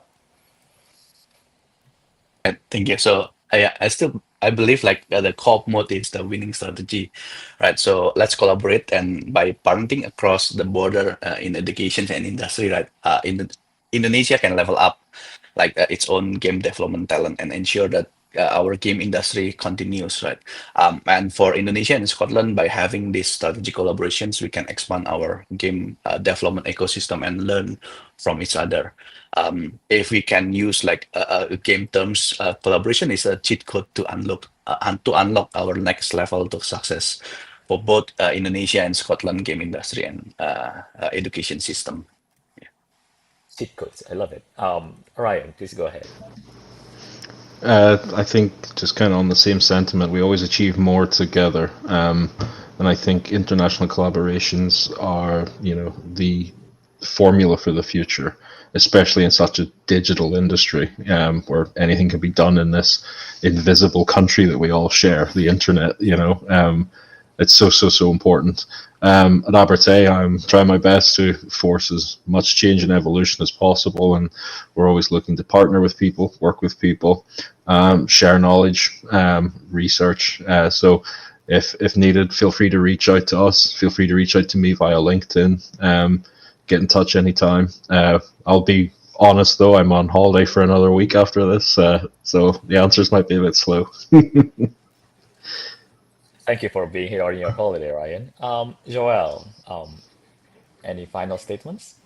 Yeah, I just hope everything comes a bit closer together. I think sometimes there's a bit of lack of communication and working together when it comes to different parts of the ecosystem. So I just hope going forward we can just have things come a bit more together. I mean, we're here, and I'm gonna say the same thing as Ryan did. I mean, we're hoping to get more content creators on our platform, and if game developers after want, someone to come and play their game or stream their game, maybe, approach us and say, hey, we've got this game. Any streamers or content creators want to, check it out, and just, let's work together a bit more. I think everyone, everywhere. Awesome. Budian? Yeah, I think the same spirit with others. I think our biggest hope, all of our hope, is actually the international collaboration in games education grows into true co-creation. Imagine as students in Indonesia and Scotland building games together, and then supported by hubs that connect talent, industry, and opportunity. I think because games are a global language, right? And by working together, I think all of us can share the stories that resonate beyond our borders. Awesome. It's definitely something to look forward to, Budian. And then lastly, Stephen, please go ahead. Yeah, just to echo what everyone else has already said, I think collaboration is the key. And again, from a code-based tech skiller perspective, we try to be as outward-looking as possible and try to be international, try to connect, try to pop up. So anything we could do to help, please, everyone, just feel free to reach out to us. Amazing. Thank you so much for all our 5 panelists. Amazing. And thank you for everyone who's been watching this. I guess time's up for this session. Unfortunately, I hope we can extend this for another hour or 2. But as it is, our time's up. So I will return this to our moderator, please.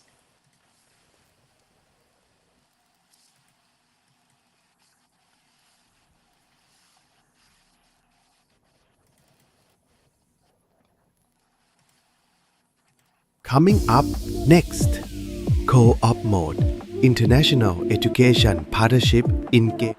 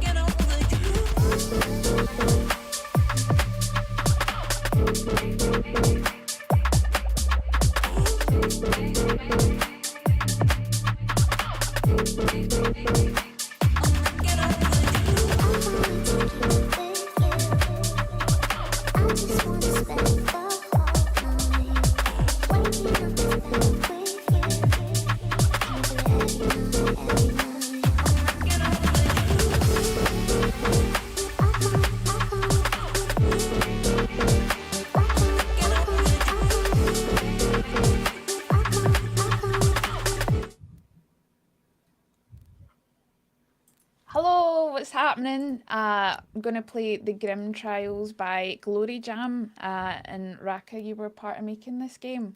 Yeah, hello. Hello, what's happening? I'm going to start a new game. I already tried it just to check that everything works and stuff, but I'll start a new game so I can show you.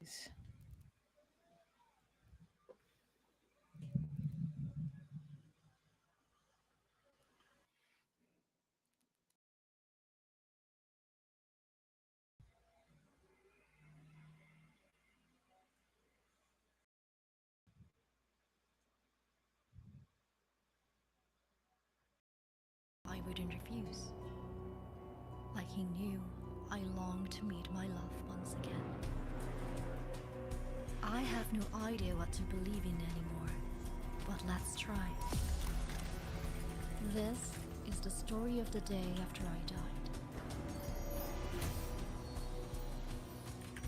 And my chance to return to the world. Oh, so I've died and I need to prove myself to go back. John, the mentor. Hello, Aveline. I'm John, your assigned mentor. I will be guiding you through your trial until you become a fully qualified Grim Reaper. Welcome to the trial ground. This is where you shall defeat sinful souls to pass your trial. No pressure. Aveline.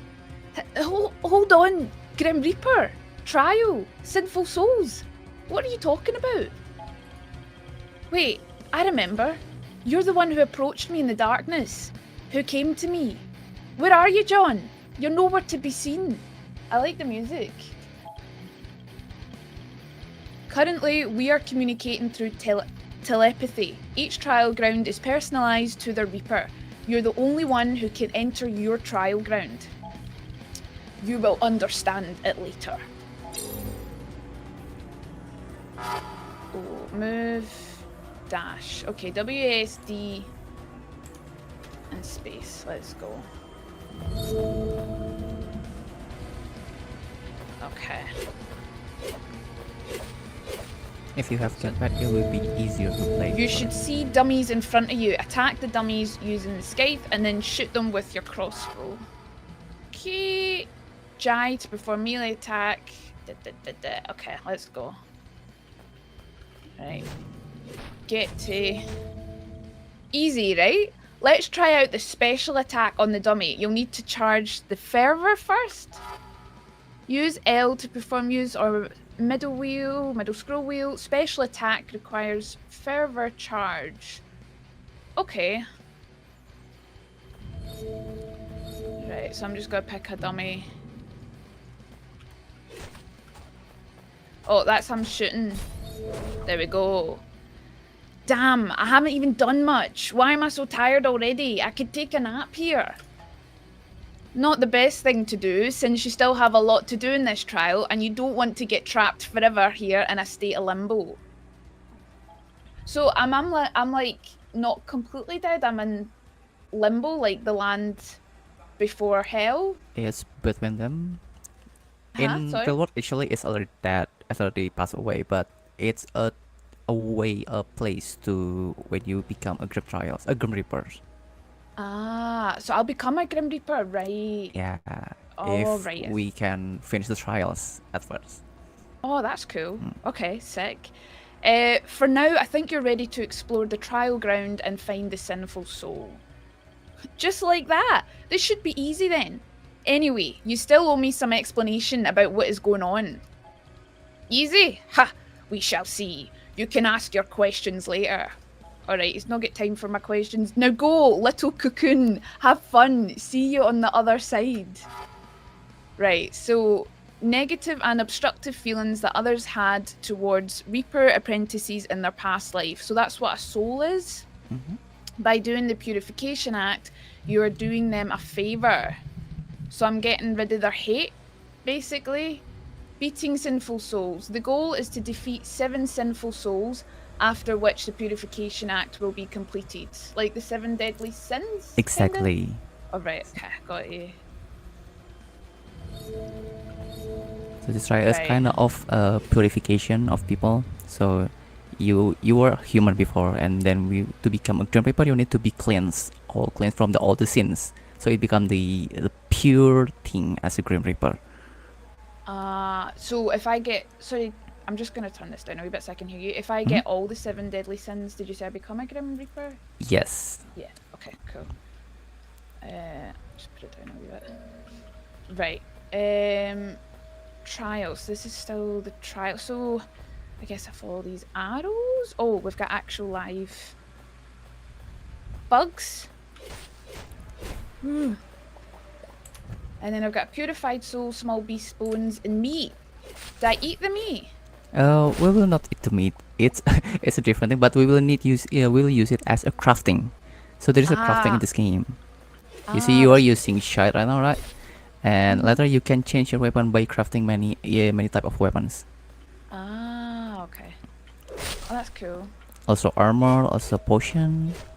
Many things can be crafted here. Oh, this thing's jumping on me. I don't want to die. Oh, no. You need to dash away when you getting attacked. So there's a timing. You need to dash away from where you going to be attacked. Oh, I forgot that. Oh no. Oh no, I just went in the spikes. It's Trial okay. not passed. I got 3 souls, damage dealt, room explode 1, enemies killed. It's fine because Oh, Asosiasi is always about repetition. Whenever you die, you will become more stronger in the next run. It's the core concept of the roguelite. So like choreography dancing, kind of getting used to it, and then yeah. Kind of similar. Like that. Yeah. John's here. Concerned. Evelyn, are you there? Can you hear me? John? I thought I died. I'm in heaven now. The concept of dying here is vastly different. As a cocoon, whenever you die, you will awake in the purgatory room. Damn it. I was sure I could beat them all. Never mind, I'll try again. It was just a rookie mistake. No big deal. You'll get used to it. Now, come meet me in the Grand Hall. The orientation isn't over yet. Okay, so if I die, I don't just start again. I go to, like... I die again, like, in the hall, I guess? Like, where John lives? Before he puts me back in the trial, I guess. Souls acquired by slaying enemies in the trial ground will be converted into soul runes. Soul runes can be used to enhance Evelyn's skills via the skill tree and gear slot upgrades.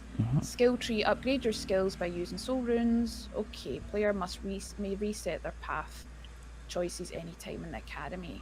So, I have 1 rune. Am I right? This is here? Yes. Yeah. So you can open the skill tree. It's like a permanent progression, permanent upgrades. So you will not lose these upgrades, and you can become stronger if every run. Cool. Okay. Okay, so I don't lose these. So these are forever. So I Yeah. get it's just melee right now. I guess that's always the best one to grow first. And I can remove them as well. And Yes, you can remove it without any cost. So you can change anytime you want. You want to be more strong in range? Go on. You want you need more HP or maybe crit rate? Feel free. Okay. I'm gonna keep it in melee just now because I'm not very good with aiming or anything yet. I'm just looking at all the consumables. Is this for crafting? Oh, so quests. So I need to go talk to John. John wants to speak to me. And then you log all the little. Well, I guess they might get a lot bigger than little, but the animals, beasts that I'm fighting. This is a frog, a ribbit wrecker. Spiky vine covered nightmare jumps right at you and stomps. Okay, that makes sense. It was stomping me. Stomping me to death before I stood on the spikes. Hello, John. What's happening? John, it's good to finally put a face to the voice. It feels weird talking with you inside my head. How are you feeling? Unexplainably exhausted, but I can still go on. I'm more confused about where I am right now and what happened to me. This is the Academy, a place to train new Grim Reapers. You have been chosen as a cocoon, a Grim Reaper trainee. Huh? Grim Reaper? Does that mean I'm dead? Not necessarily, but you are not in the realm of the living anymore. That makes sense. I'm going to try wrap my head around it. I might just go back to the trial ground and fight through to clear my mind. Wait, just take it easy. For now, you can start by delving into crafting. Crafting is a very important part of being a cocoon. Master these skills early. You will use them for all eternity. Meet me in the crafting area. Right, let's go then. Oh, a doggy! That's a dog. Oh yeah, I can pet the dog. Yes, you should. Who's your owner? Well, since you're here, who's your owner? Oh, I would have guessed. So Let me poison. I can't talk dog yet. You miss your owner, don't you? I hope you don't feel alone. I won't lie, it already feels lonely here. I'm still new and I don't know the others personally. This makes me miss Timmy as well. You're right, nameless. Namels? Is it namels or nameless? It's Namelis. Namelis. Yeah. Namelis. With one S. Namelis. I got you here. I shouldn't feel that lonely. Well, if I get lonely, I'll just talk to you then, huh? Thanks, Namelis. You're a good boy. Yes, you are. Namelis, yes, you are. Oh, what a cutie. I love that there's a dog here. That instantly makes me feel... I don't know, John's a wee bit intimidating. Like, the dog makes me feel more at ease. Hello, John. Before you, there are 3 doors which lead to the weapon room, the tailor room, and the potion room. In each room, you shall find a professor who will guide you. First, I advise you to visit Petra in the weapon room. Is it Petra or Petra? You will know how to spell it when you come into the room. Don't worry. Oh, yeah. Okay. Let me guess. We go into the weapon room to smith weapons? Alright, John's not got the best sense of humour for me. You can just rely on your own skill to succeed. You will need better equipment in order for you to survive. Now go meet Petra. Okay, through here. Petra, I sense the presence of a stranger. Is it real? Am I just imagining things? Maybe my existence is merely an illusion. What if everyone I know is just made up by my mind? Where? Ah, the furnace! What in the world? Who are you? My name's Evelyn. there you go. I am Petra, Pytra. Remember that. As a slave to the greater will, I am mandated to teach you how to utilise the weapon room. Okay. Your scythe. Have you been using that to purify souls? It won't get you far if you want to become a great reaper. Oh, what's wrong with that? I'm sure I can handle it. Stop. Can I ask you to head over to the smelter and finally end my suffering? Just kidding. Let's get started on our first project, craft a soul reaver. Okay. Yeah, so this is the weapon room, the smithing. So you can craft many weapons here, but for now we only craft the first weapon. The second weapon actually is a reaver. A reaver. So we need to ask for the material from the Pytra. It's Pytra. Pytra, okay, Yeah. pyro. Okay, like pyrotechnics. So I talked to her. Weapon room 101. Utilize the smelter to process raw materials to craft a smithing table. As a reward for my usually dead heart, let's start crafting. Yeah? Okay. Cool. Brilliant. Awesome. So let's try and get this smelted then. You can craft weapons, gear, and consumables to improve stats and gain additional skills. Crafting tools can be used in the weapon room, potion room, and tailor room. You can convert raw materials from trial ground into processed materials. Okay. But let's see then what we have that we can. A wooden shaft. Right. A bone shaft. And an iron ignite. Okay, so hopefully that will get us something. Go to the smithing table. So this is the table. Yeah. You open the table and you can craft it here. Okay, so craft weapons, mastery of tool usage will affect result. Better crafting mastery leads to higher crafting. Ah, okay, so it's a skill that I level up as well. And this is the only one I can get right now. Yeah, for now. Yeah, okay, so F to craft? There's some mini game. It's an easy one, but it will affect the quality of the weapon. So you press F at the green Oh circle. no, oh no, oh god, okay. F, F. Oh no, I think I did. I got Okay. one of them. Press F I then. need to, yeah. It wasn't the worst, I'm assuming, right? But the more you can craft it again later, more weapons, more good weapon, more Yeah. higher quality. Ah, I like that then. So it's like a game to even craft. It's not because a lot of games you just press craft and it crafts it. Yeah. But that one, okay. That's cool. Great job on the Soul Reaver. Thanks. There are tons of other types of weapons to craft depending on your preferences. Don't forget to equip the weapon if you use it. You can mix and match weapons and gears. Access with the pause menu. Okay, cool. Strike the iron. Oh, Evelyn, how's the Soul Reaver axe? Pretty nice, right? It's sick. Reminds me of those guitars that some heavy metal guitarist used. Well, I don't know what you're talking about, but I hope you've been having fun using the axe when you know, killing things. Hee hee hee hee hee. Tell you what, how about I get you a challenge? I mean, a formal assignment. As your professor, I want you to kill 15 enemies in the trial ground. Hee hee hee hee hee hee. She's cheeky. Oh, and make sure to use the Soul Reaver. As a reward, I might give you a recipe for a pair of monster boots, but I'll not give it to you willy-nilly. Let's see if you can finish this assignment. 15 enemies? Challenge accepted. It should be enough. After all, I'm in need of new equipment. Hee hee hee hee hee. Good, good. Bathe your axe in the blood of your enemies. 4 minutes? Okay, cool. Awesome, got you.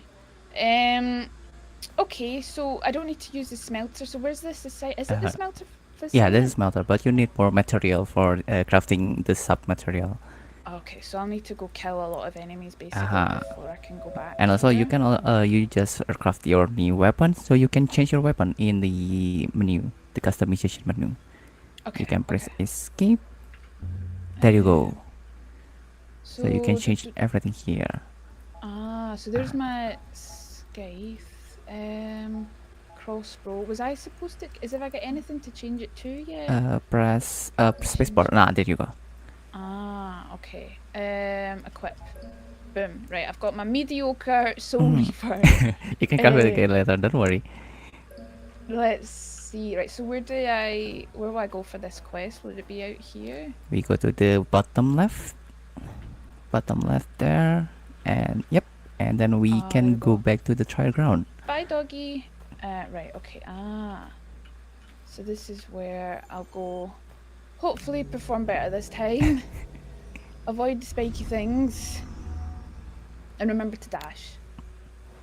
The dash is important. And the timing. Okay. Right, and the weapon is kind of different too. So we have this is different, right? It's a bit heavier. Heavier, yeah, and it takes longer to hit. But the damage is also bigger. Okay. Oh no, okay. I need to... Oh no! Right, I need to... Just stay still, you wee bug. Right. Okay. Get in. Right, here we are. Die. Get in. One more. Come on! Can do it, you can do it. No! Oh no! Oh damn, I'm panicking! Just... Right, hold still. Nice. Just a little more. And there you Oh, go. get in. Oh, thank goodness. So every room you clear, you will have a new blessing. It's a blessing from the god of death. You can choose anyone you want, and you become stronger in every room. Okay, so I've got Baron's Samity's Push, apply 5 knockback, special attack knockbacks, ranged attack, so that's all ranged attack perks, and then attack, ranged attack. I don't know what's... I'm gonna go with the first one. Maybe knockback, I think. I'm not very good at ranged. I prefer to kind of play melee for first anyway, so... Oh, and there's more to the trial ground, so there's a bunch of rooms. Is approximately you need to clear like 15 rooms before you can meet the first sinful souls, the first boss. Ah, so it's like an demo. ultimate boss. Ah, Yeah. that's where I get the soul. Ah, okay. Okay, oh god, I need to... Is there a way to heal? There is one No. way to heal, but you need to craft it first, the potion. Ah. But don't worry, you can slowly progressively, with each run, Yeah. getting more material, getting more EXP, and then keep getting stronger. Right, okay. I do feel like I'm getting the hang of it. Like, I get what you mean with the weapons. Okay. I see. Oh no, I swear I was going to clear all these rooms. Okay, well, I'll close it here, but thank you so much for talking me through it, Raka. Thank you too for playing our game, Screen Trials. That was For everyone, sick. don't forget to wishlist the game in the Steam, okay? You can Yeah. play it later on your own on demo. Demo should be available. I'm not sure, but you can check it on Steam. Brilliant, awesome. Thank you so much. That was really fun. Thank you too.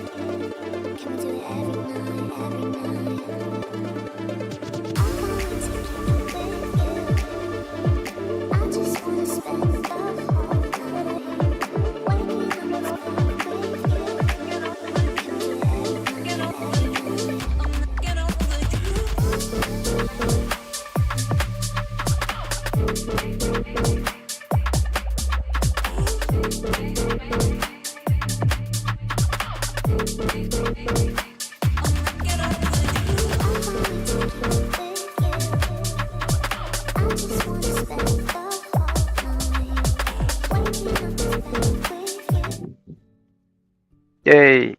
Hello. Hello, Toasty. Hi, what's happening?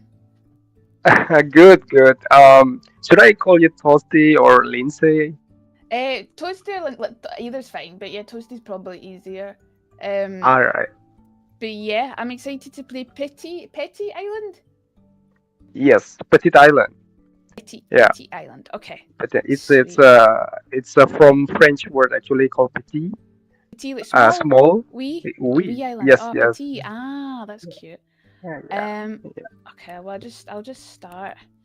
I'm sorry, by the way, about the technical issue. I cannot use my camera right now. Yeah, I have to choose between sound or camera. Yeah, no worries. That's all good. All right. I can hear you perfectly. Awesome. Yeah, so this is Petit Island from Celo Games. We are a studio from Bali. Yeah. And this game actually the story is based on my personal experience, and Oh. as a character, her name is Lily, and yeah, you will play a character called Lily, and she's a backpacker, a young backpacker, and I love backpacking also Oh, so myself. you went backpacking, yeah. Yeah, so I put all of my most of my personal experience into this game. Like you know, when you travel, when you backpacking, Yeah. you have a new friends, and sometimes you get scammed. Yeah. But Oh, sometimes you just met amazing people and that's also cool. silly people. Yeah, you will experience the same thing in this And I know you game. do like little odd jobs for money and stuff as well, or favors.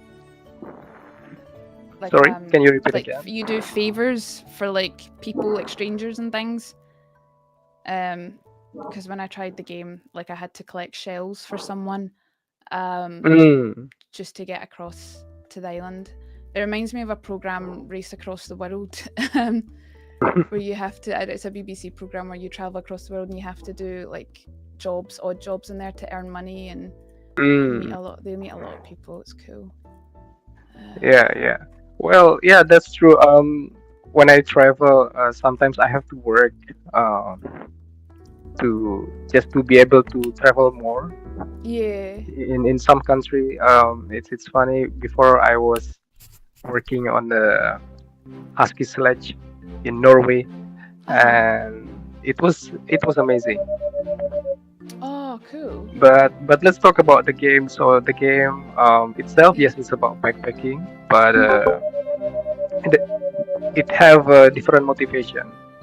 So here you will play as Lily, and one of the reasons why she traveled to this island called Petit Island because it was the hometown of her grandpa.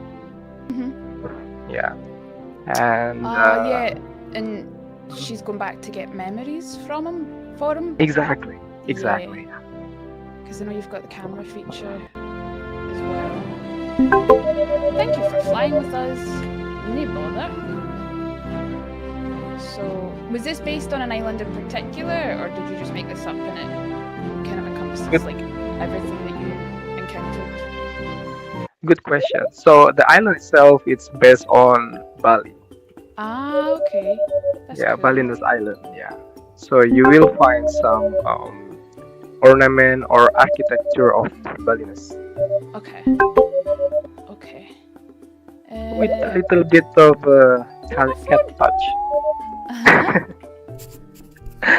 Oh no! What happened to my phone? I can't. I've literally went traveling. I've lost my phone. Oh, that's the worst. I guess this is the flashback to where she charged it in. She's forgot.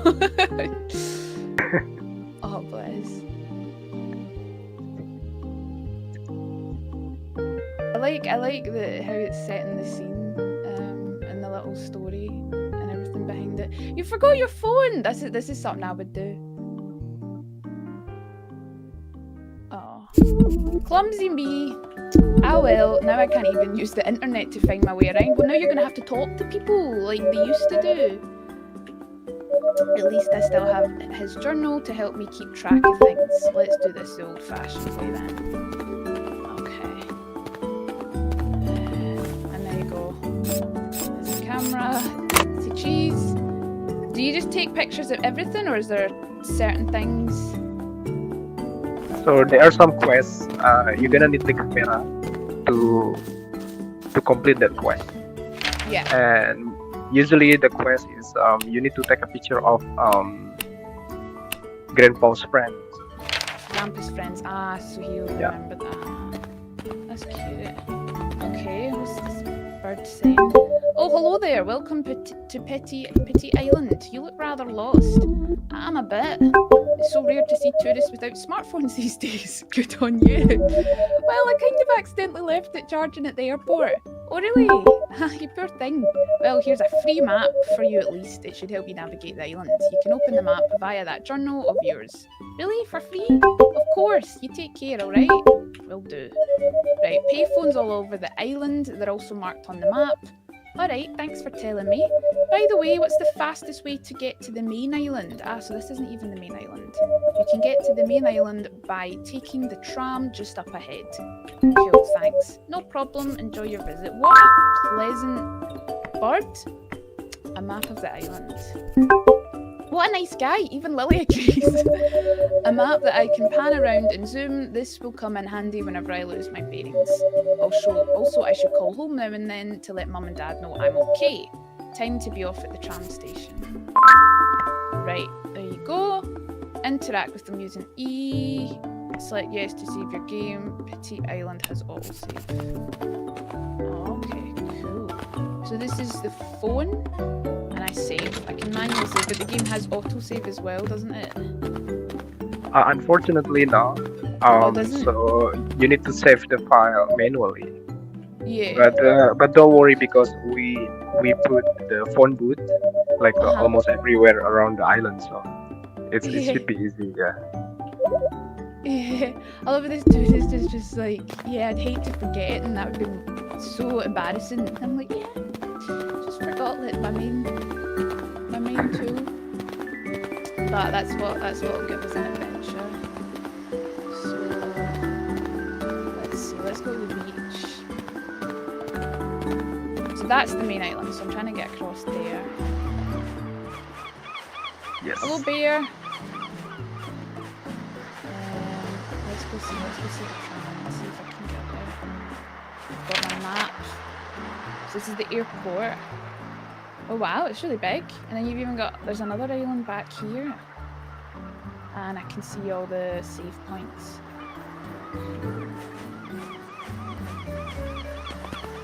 Let's go.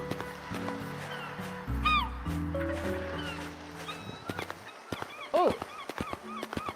What are they saying? Whoa, this moped is surprisingly huge. There's no way I can drive it properly. Should have rented the Kiwi Fallow instead. What's a Kiwi Fallow? What is that? It's a combination between kiwi fruit and buffalo. Oh. So all the animals here, they're like a combination between animal and fruits. Oh, so they're not. Oh, so they're like hybrids. Ah, Yep, okay, yeah. that makes sense. I remember seeing a radish on the start screen.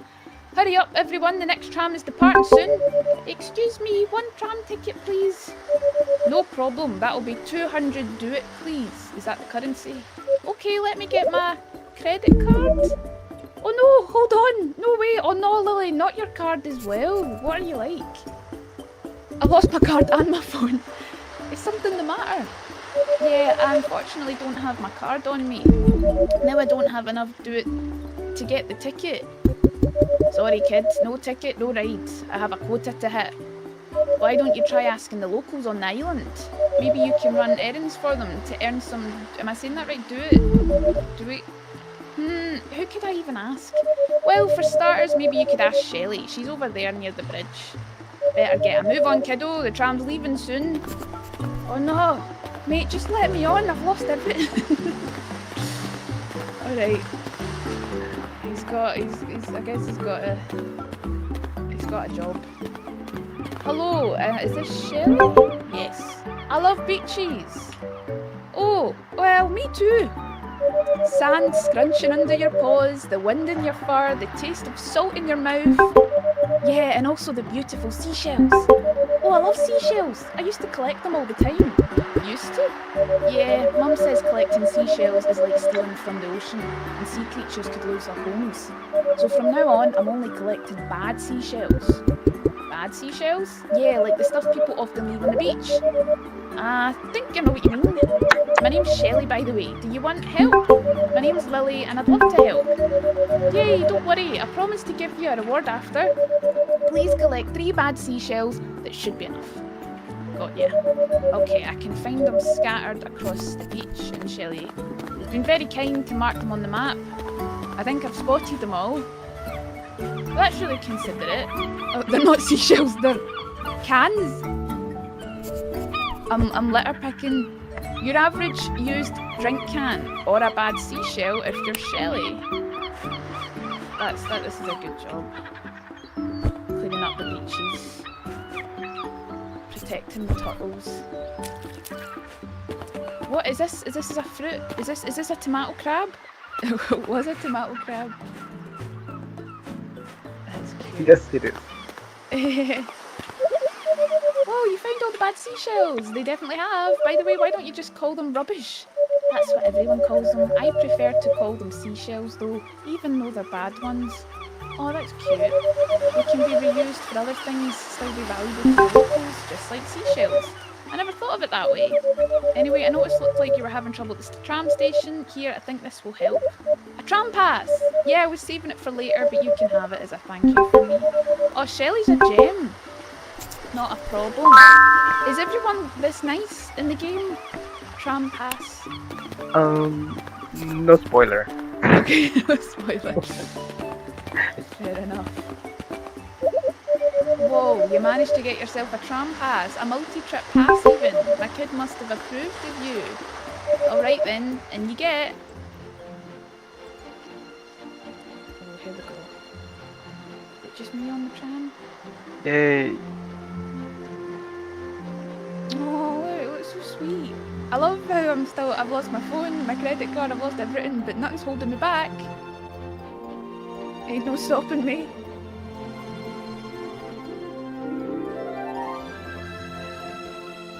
Pretty island.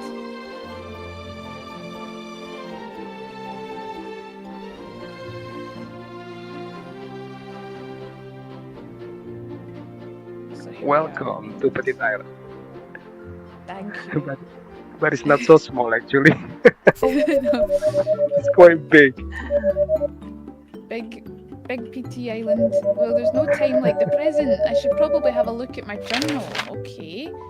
Taro Sensei, the art master. The first chapter features what look... 5 more minutes. Okay, sick. Thank you. First chapter features what looks like an art studio. I think this place was where Grandpa studied art under Taro Sensei. Finding a studio would seem like a good first step.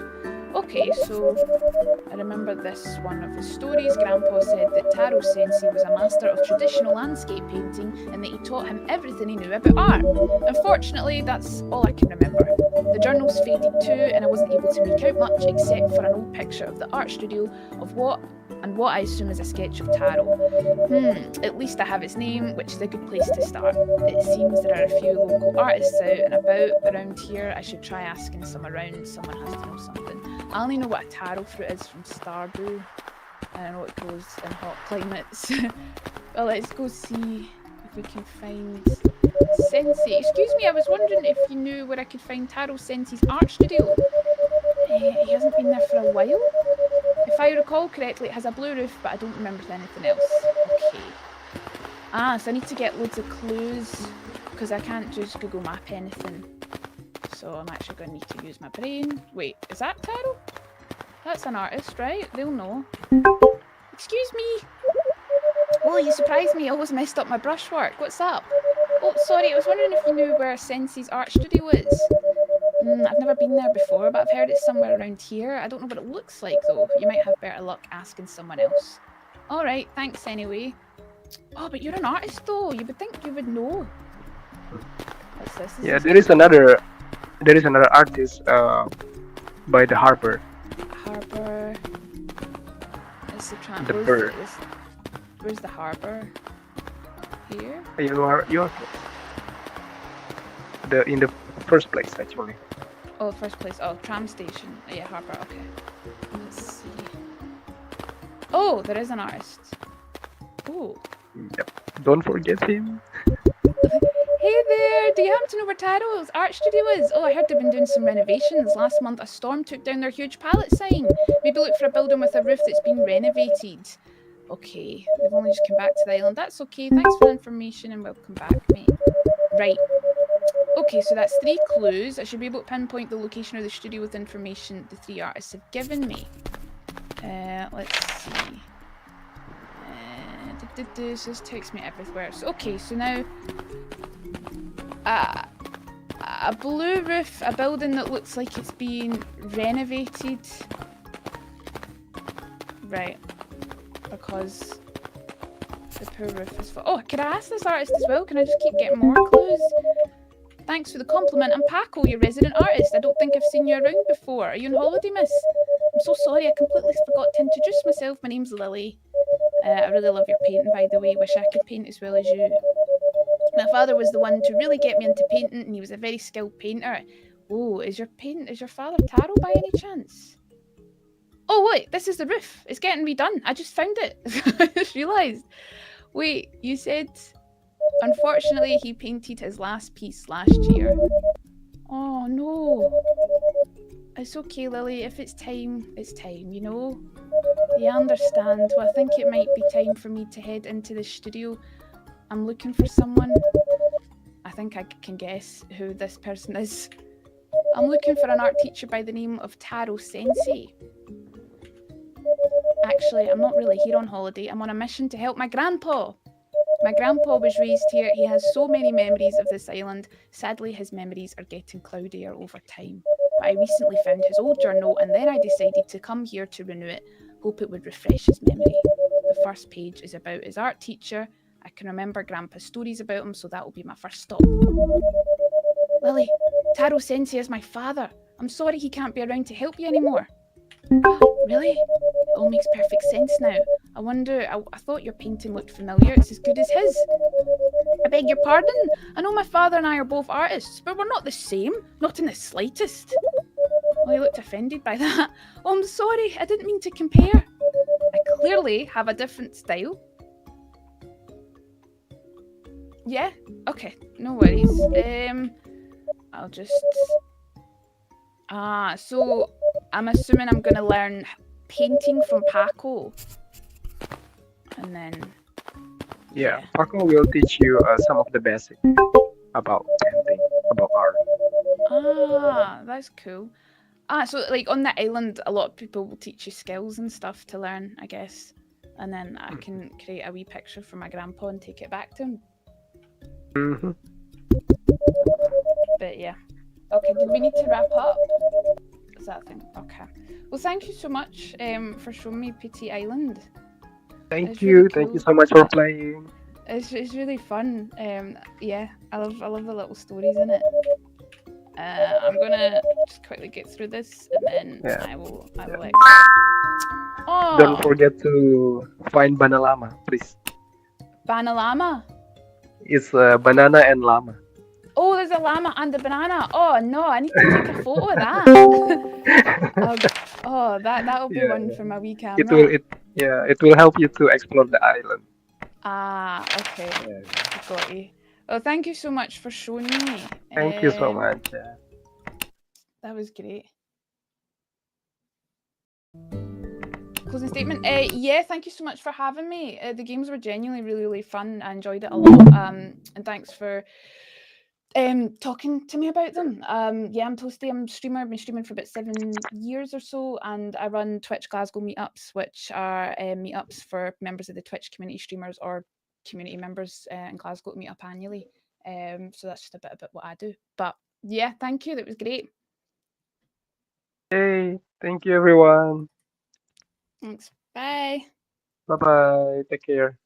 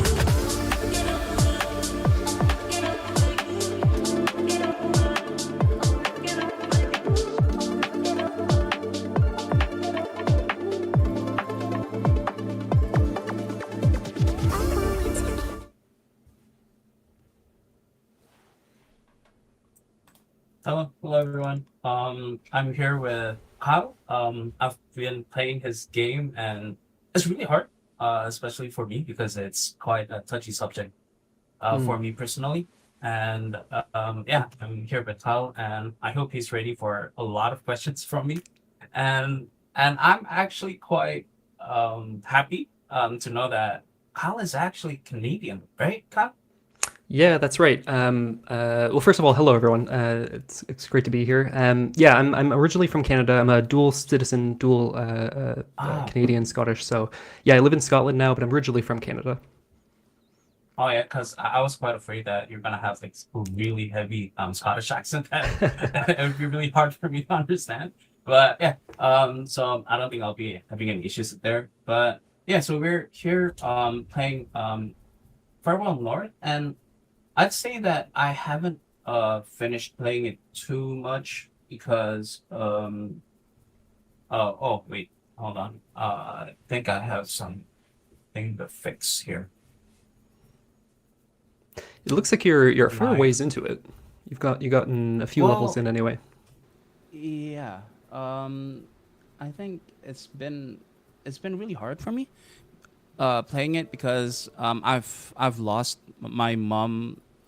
It hasn't been a year, yeah, since I lost my mom, but from what I'm seeing the thumbnail of your game, and because first of all is you're showing a dog, and it says Farewell North, so I was like, oh man, it's gonna be really hard because first of all, I can't see a dog, like if anything happens to it, it's gonna be really hard for me.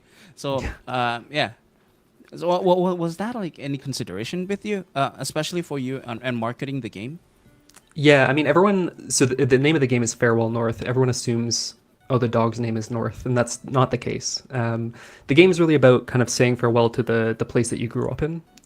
So we're joining these two characters, Chesley the dog and Kaylee the human, and we're kind of on this adventure with her back to the islands that she grew up in Orkney, which is off the north coast of Scotland, and she's kind of, you know, as you've played a fair bit, you know, she's going back to say farewell to her mom, who's recently passed, and she's kind of saying farewell to like the islands and the place and kind of all of it together.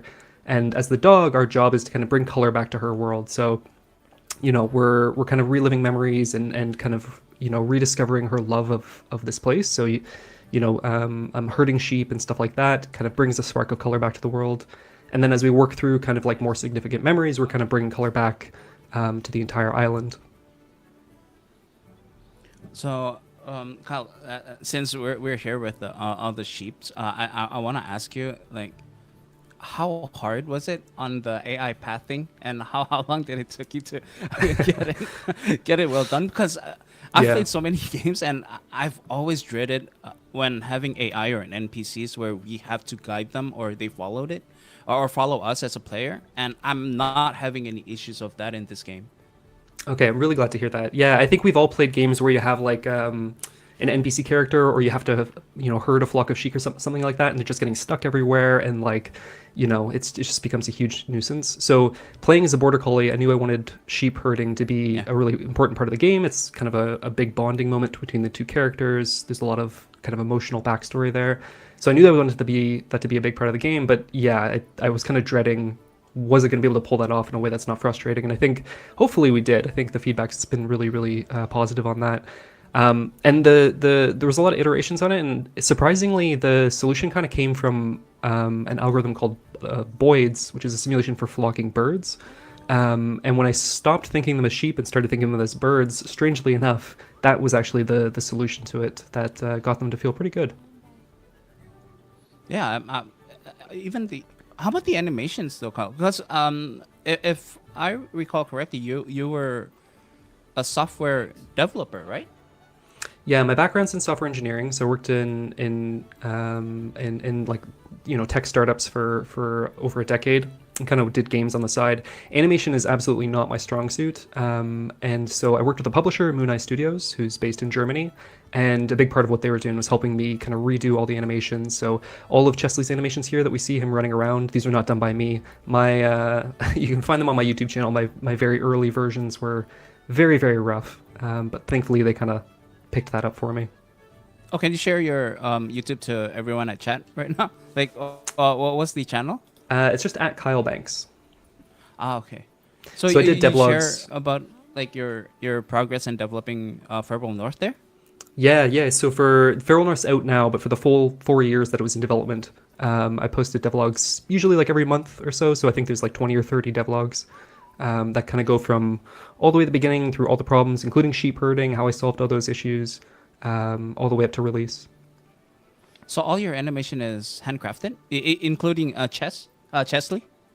So all of Chesley and Kaylee's animations were handcrafted. Some of the animations, like the sheep, are kind of coming from stock assets. And then we did some touch up to like have them look at Chesley and kind of add some layers on top to make them feel more alive.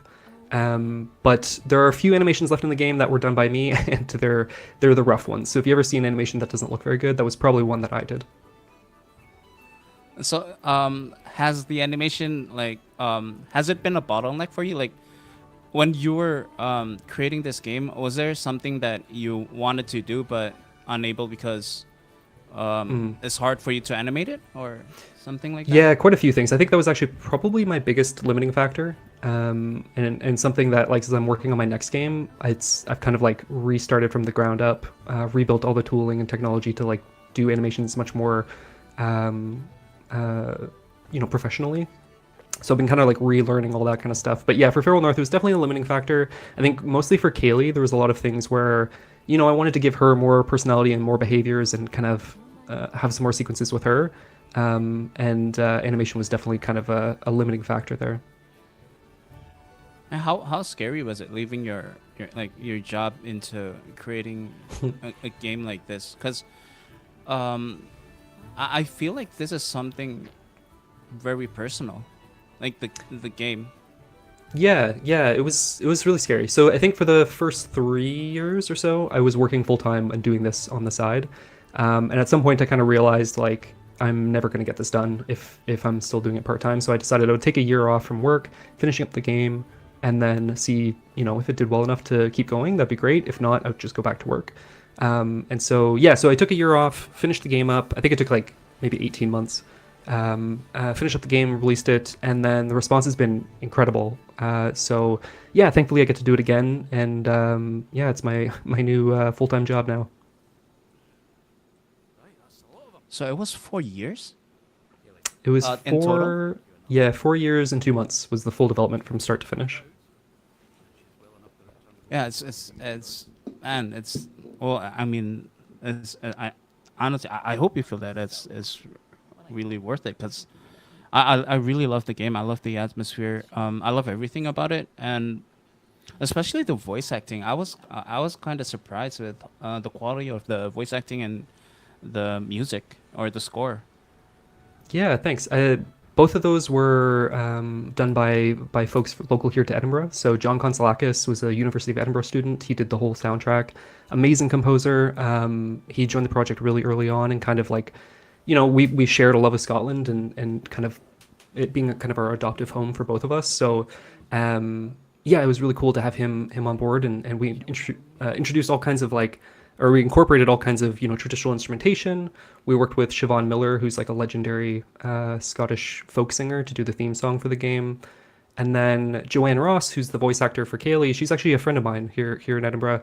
She'd never done any voice acting before, and she was kind enough to lend her voice, and I think she did an absolutely incredible job with it.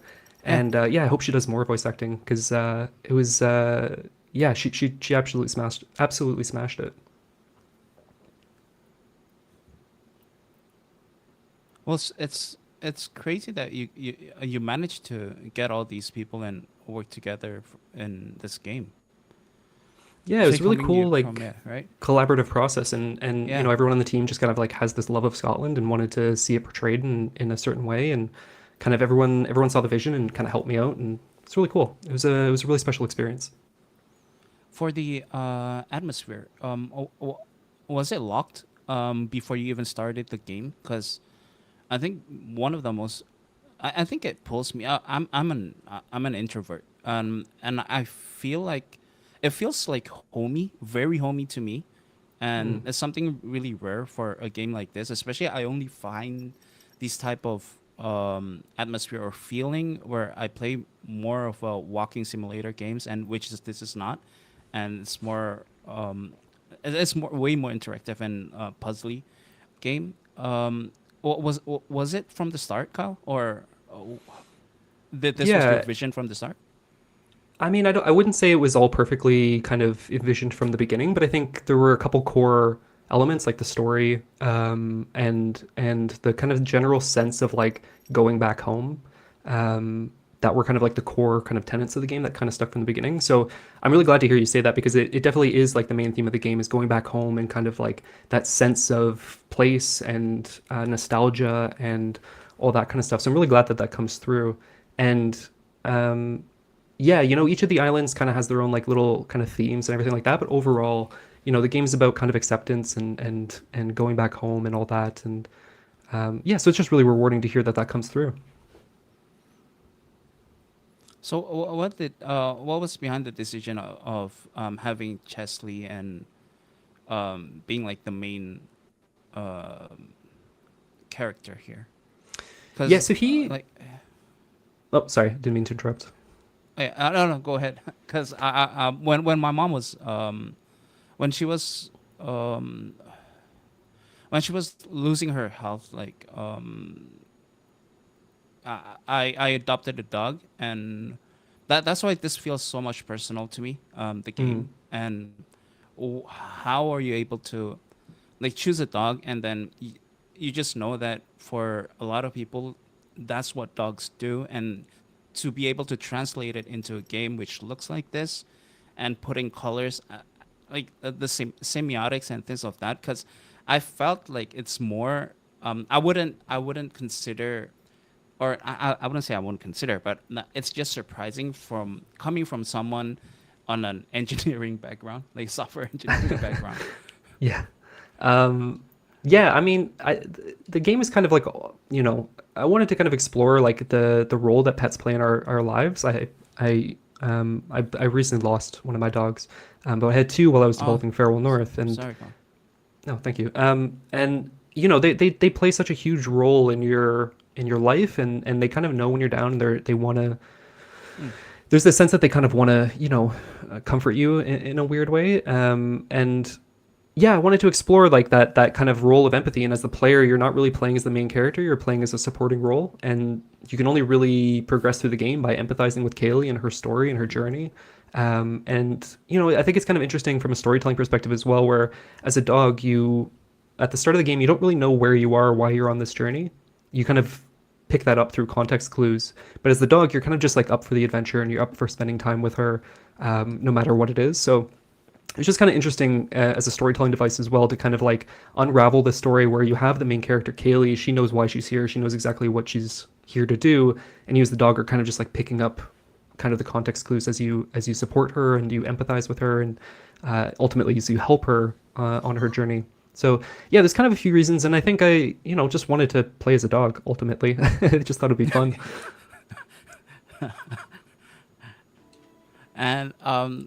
And about the language, Gaelic, why didn't you go with having Gaelic as the main default language? What is that like? So having Gaelic was like was always kind of like a dream to include, but it only kind of came together in the last minute.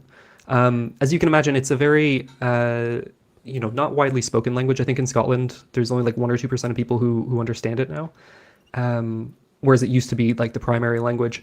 And so there's not a lot of speakers. I am not a Gaelic speaker, so I couldn't direct a voice actor in Gaelic, because I wouldn't be able to kind of help with that. And I think it would be kind of difficult if everything was done in Gaelic, voice acting wise, to kind of empathize with the character, as most people aren't going to understand the language. So I think having her speak English was kind of the right decision there. But at the last minute, we were able to include the subtitles. So whenever the subtitles, this is an option you can disable if you like, but by default, Gaelic shows underneath the English or whatever language you're using subtitle. And it was just kind of a nod to the importance of the language. And there's a little, later in the game, there's a little kind of like side quest to do with Gaelic and understanding the meaning of Kaylee's name and why she why her mom gave her that name. So yeah, I kind of wanted to pay homage to it, but I didn't think if we had everything in Gaelic, I didn't think that necessarily would do it justice, because I think for a lot of people they just wouldn't be able to kind of follow the story. Yeah.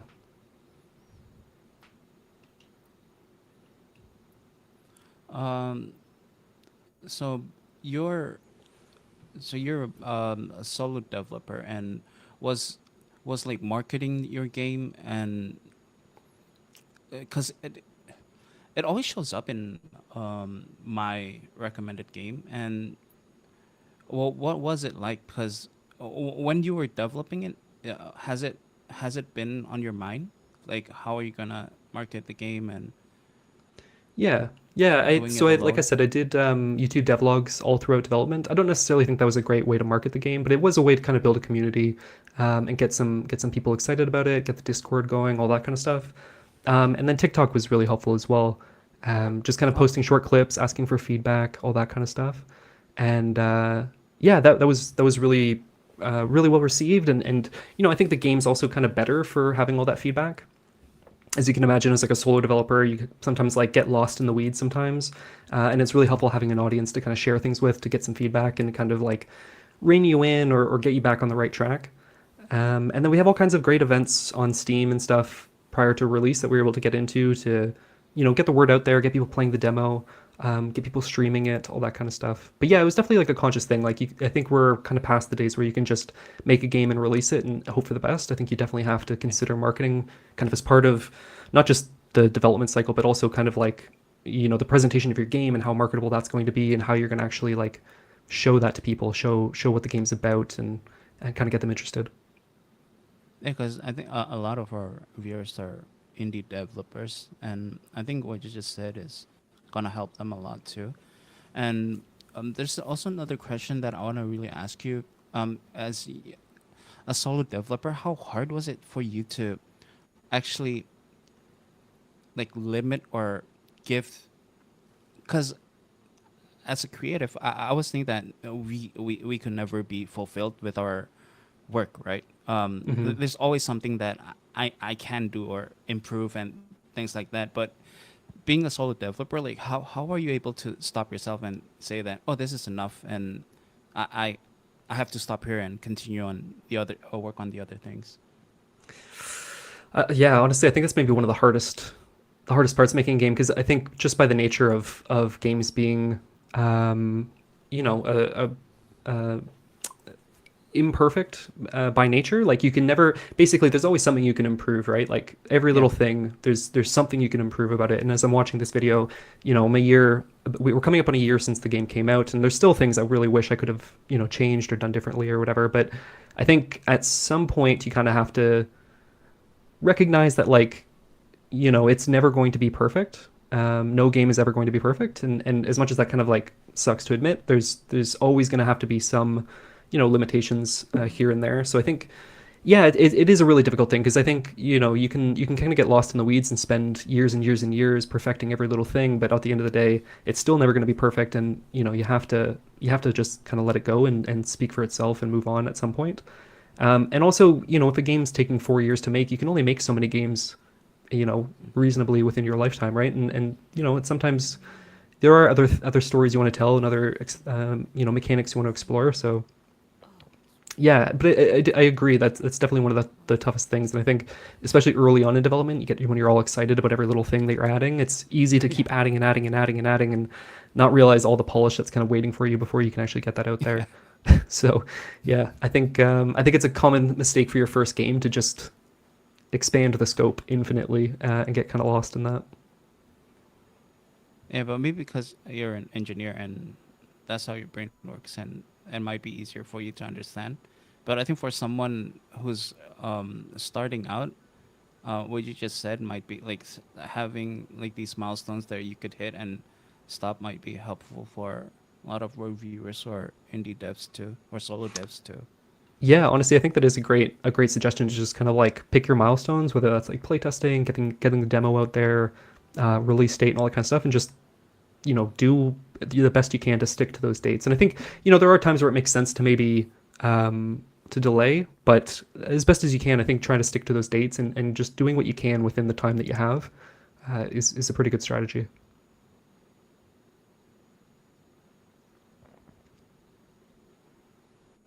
So we're getting here to the darkest and most abstract part of the game.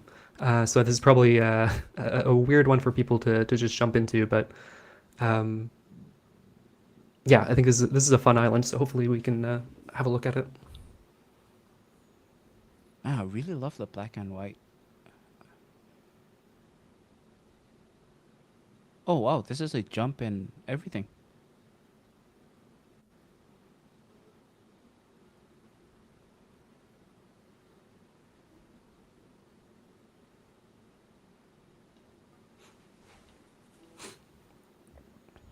Like I said, this island's a little bit abstract, but it does all make sense in context once you get to all the pieces. Hey, door open.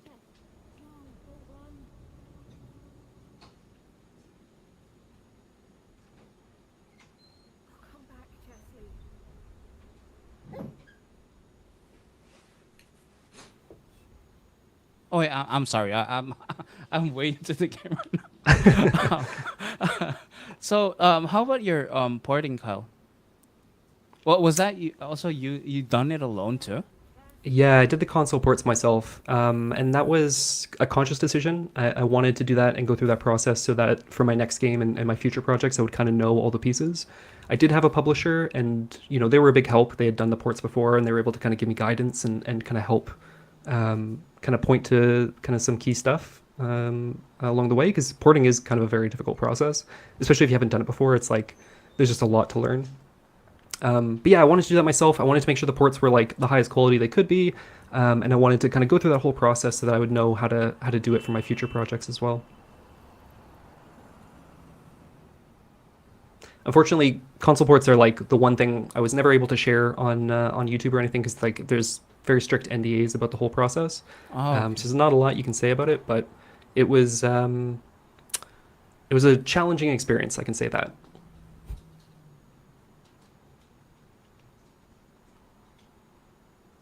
So you say that it was one of the most challenging part of developing your Farewell North, or? I don't know if I would say it was one of the most challenging. Like some consoles are easier than others, but it was definitely, it was something you kind of do later in the project, and when it's kind of, it comes about at like the most stressful time when you're trying to get everything done, trying to get through the last playtest, get through QA, all that kind of stuff, and at the same time you're doing the console port. So it's very stressful. There's just a lot going on, but I'm really happy with how they came together. I think the game runs great on console. And yeah, and then so we were able to do Switch and Xbox on release back in August of last year, and then PlayStation came a couple months later. Yeah, I'm really happy we were able to do that. I think it was a really interesting experience.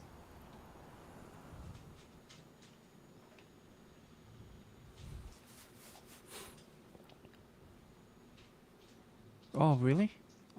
Only 2 minutes left? So, well, I guess if it's 2 minutes left, so Carl, can you like, where can people find you and what you have going on in life? Tell to everyone at chat. So yeah, I think probably the best place to find me would be at Kyle Banks on YouTube, and yeah, I'm usually at Kyle Banks pretty much everywhere, TikTok, YouTube, Twitter, all that stuff. If people want to check it out, I am working on my next game. I haven't announced it yet, so unfortunately there's nothing I can share about that currently. But yeah, if you want to check out Farewell North, you can check it out on Steam, Xbox, Switch, PlayStation. It's out now, and yeah, hope people will check it out and enjoy.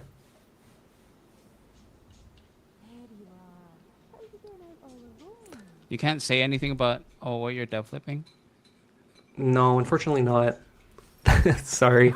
I'm very, it's couldn't be more different from Farewell North. I'm really scared to announce it, but I'm also very, very excited. But it probably has to wait a few more months towards the end of this year before I can say anything. Oh, that's too bad. Well, Yeah. I'll be waiting for your announcement. Awesome, thank you. I appreciate that, and thank you so much for checking it out. And I'm so glad to hear that you're able to play it. And I'm sorry to hear about your mom and how close at home it hits, but hopefully it wasn't too much for you.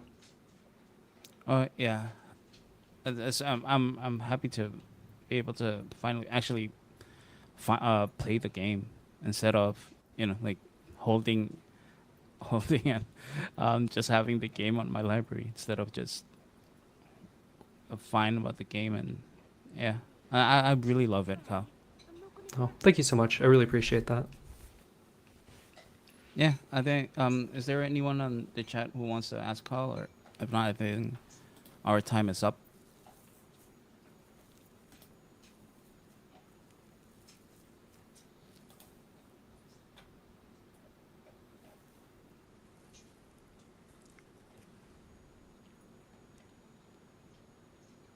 Sure.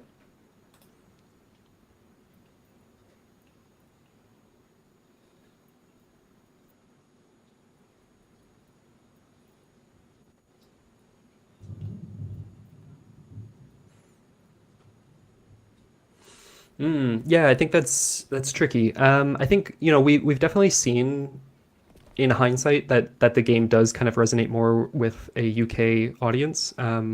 If just go based on like sales data and all that, it definitely is a bit more localized. But I think the themes of the game, beyond the setting, the themes of the game I do think are kind of universal, and I think it's the kind of story that kind of anyone can relate to. That feeling of going back home, and that sense of place, and the sense of a place having moved on kind of without you. So I do think like narratively and emotionally, it is kind of a universal story. But I think, yeah, if you were talking more from like a kind of business or marketing point of view, I think I might not necessarily approach it differently, but maybe like kind of explain that a bit more clearly in like marketing materials and stuff like that to see if it was a bit more clear to an international audience, that it's, while it's set in Scotland, it's still something that's approachable.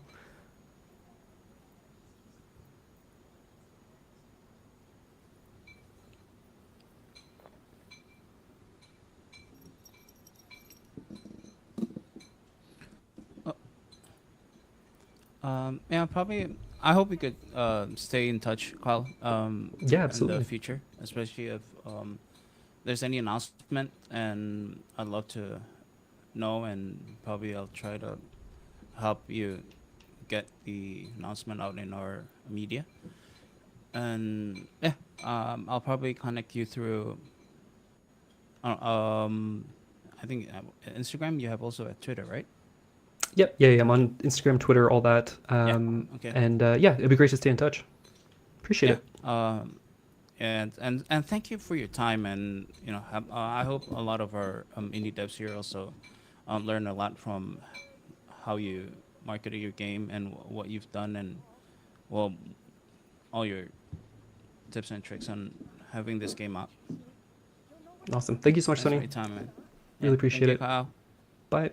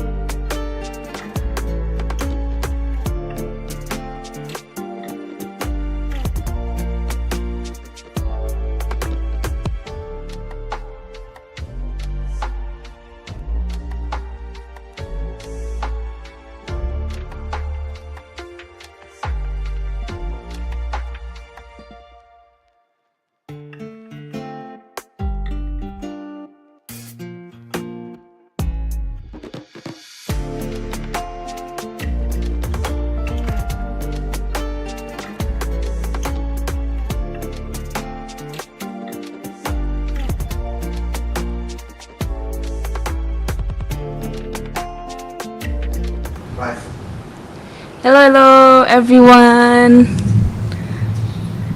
Hello. Hello. So, unfortunately, for this session, we cannot display the gameplay because I think there's an error in the game.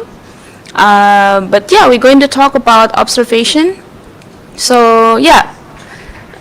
In the description in Steam, it says it's a sci-fi thriller uncovering what happened to Dr. Emma Fisher and the crew of her mission through the lens of the station Artificial Intelligence (SAM). So I think this is a very Sony genre, yeah. Sci-fi, like Lost in space, and of course not my game because it's horror. I can see there's in the tags there's like adventure, sci-fi, space horror, so like a very Sony game. So maybe the first thing I want to ask to Sony is what's your first impression of this game? This is your game, right? It's in our Steam family library. I think Aldo also has it. Oh, really? Yeah. I think Aldo played it. Oh. Or at least finished the game, because I think this is both of our type of game. First thing that comes to mind from just like seeing it and like the thumbnail. Is it the thumbnail key or the what you call that, a splash screen? Yep. It's an astronaut cradling. This is a real astronaut, okay? Not astronaut as in like Katy Perry type of astronaut, but like a proper astronaut. So she's cradling. It looks like if anyone has played Portal 2. Yeah. It's really similar with the cores. So at least it looks really looks like an AI computer or core, and from that alone, I was thinking that this is gonna be similar to Space Odyssey. Do you know Space Odyssey? Yeah, of course. It's very scary. Yeah. So that's what it reminds me. That's why I feel like I'm gonna love the game. But currently we're having technical issues, so we're unable to show it to you guys. And then the thing that really I think intrigues me quite a lot, I think because this is a very heavy narrative game, so you can see it, like the first impression where you can see it is like there's not much description in the game. So like it's just you're not on the station, you are the station. So like what do you think about that? Is it more I like my first impression is I think it's more like a psychological type of sci-fi, like maybe something like she's probably not there, it's just like Oh wait, it works. Oh, it works. Yeah. Wait. Yay! Wait. I don't know if it's gonna crash, but hopefully not. It seems like it's gonna work. Hopefully, if the developer see this, I think like we hope this is like a feedback. But yeah, I think a lot of people is also quite interested because this is kind of like a shift of vibe from the first game. The first one is very emotional. I think this is like very like just scary, space, lonely, like two types of Scottish made game that we're showcasing now in this session. So yeah, we're waiting for Sony to launch the game. I've already streamed it. Oh, nice. I think if I'm correct, so it was still named no code when Observation was out, and now they've rebranded their studio into Screenburn, which is if I'm not mistaken, they've expanded their team, and they're working on the Silent Hill Townfall, if I'm correct. I don't know if I'm actually even supposed, and maybe if I'm supposed to say that or not, but yeah, they're the team behind the Silent Hill Townfall. So I think it's also quite an interesting approach, and I think it's a good like for this game. I cannot imagine Silent Hill is made in this type of perspective. I think you will see later in the gameplay. I see some of the gameplay, so it's mostly like puzzle, first person, you know, that type of narrative game, while Silent Hill is usually like you have that narrative aspect, but it's mostly action. So I think it's quite interesting to see the twist of bringing the IP into this type of gameplay. And I wouldn't say that this is a horror game, as in like what would you call those cheap horror, like Jump scare. Oh yeah, jump scare. Yeah, like those jump scare games. It's more psychological horror. Yeah, maybe like Alan Wake, those stuff. But Alan Wake also has a bit of action. But I think like the bigger picture of the story, the storytelling. I think all I can think of is like something like Alan Wake. But isn't Alan Wake is more like proper horror though? Like, yeah. There's creatures and Yes. things like that, right? But like I think what is other psychological, like a very popular psychological horror game? I think like Evil Within, is it? Maybe that's also action. Yeah, that's not sure. Yeah. Would you say something like Portal? Is Portal considered as a I guess horror so. game then? If you're scared of like AI, I think like something like more like that. I think Portal is quite scary. So I think my first experience playing Half-Life also it's quite scary. I guess if that counts. Oh yeah. When I was a kid, I was Yeah. playing it. It's a scary game. Yeah. Okay, so oh wow, the visuals. Yeah.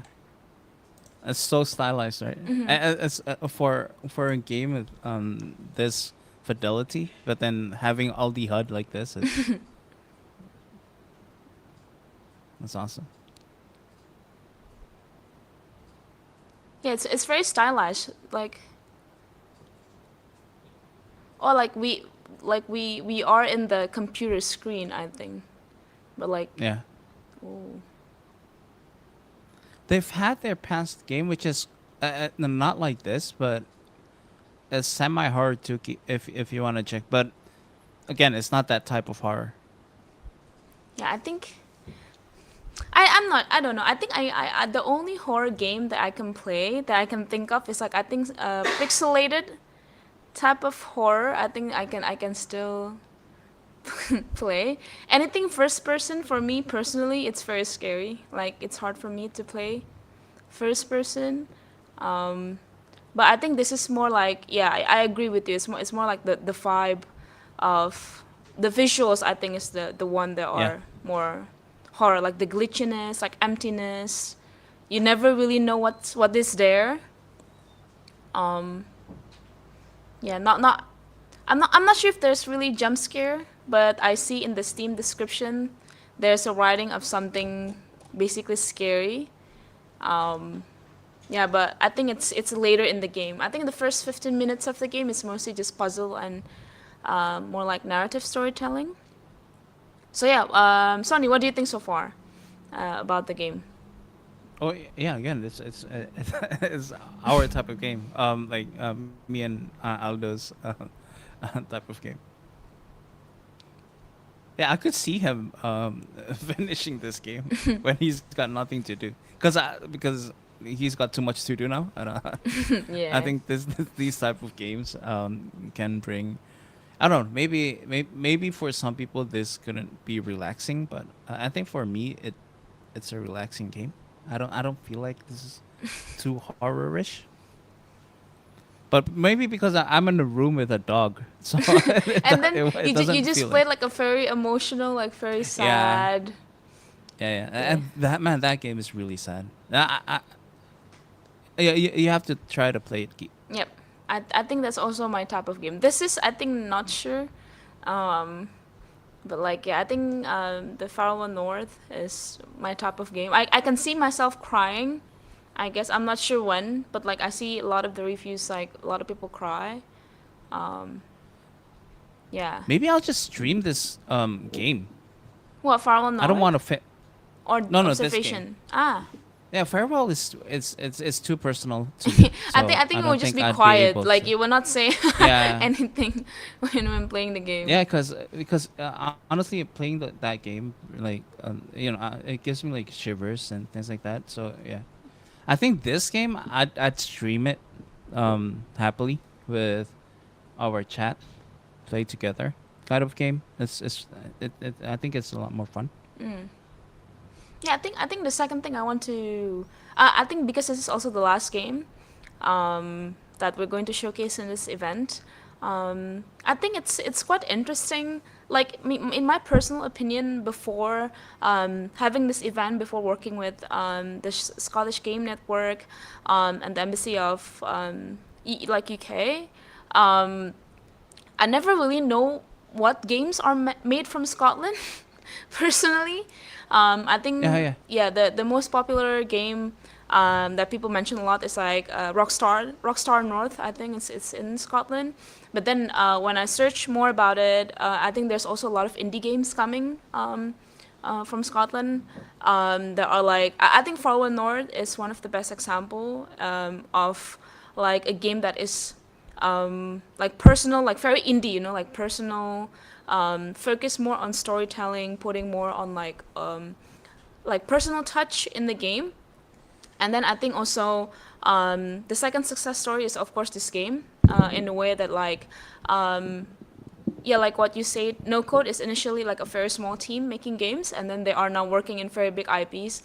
I think that's also inspiring, and hopefully I think we they can. were a two-person team, right? Yeah, 2% team. That's what I read 2% as team, well. yeah, No Code. For Yeah. No Code before they are transitioning into making bigger IP games. So I think this is quite inspiring as well, and hopefully Indonesian developers can also learn from that. As in like, if you really have an idea and really work. I think Kyle also said that, putting your time and working hard into it.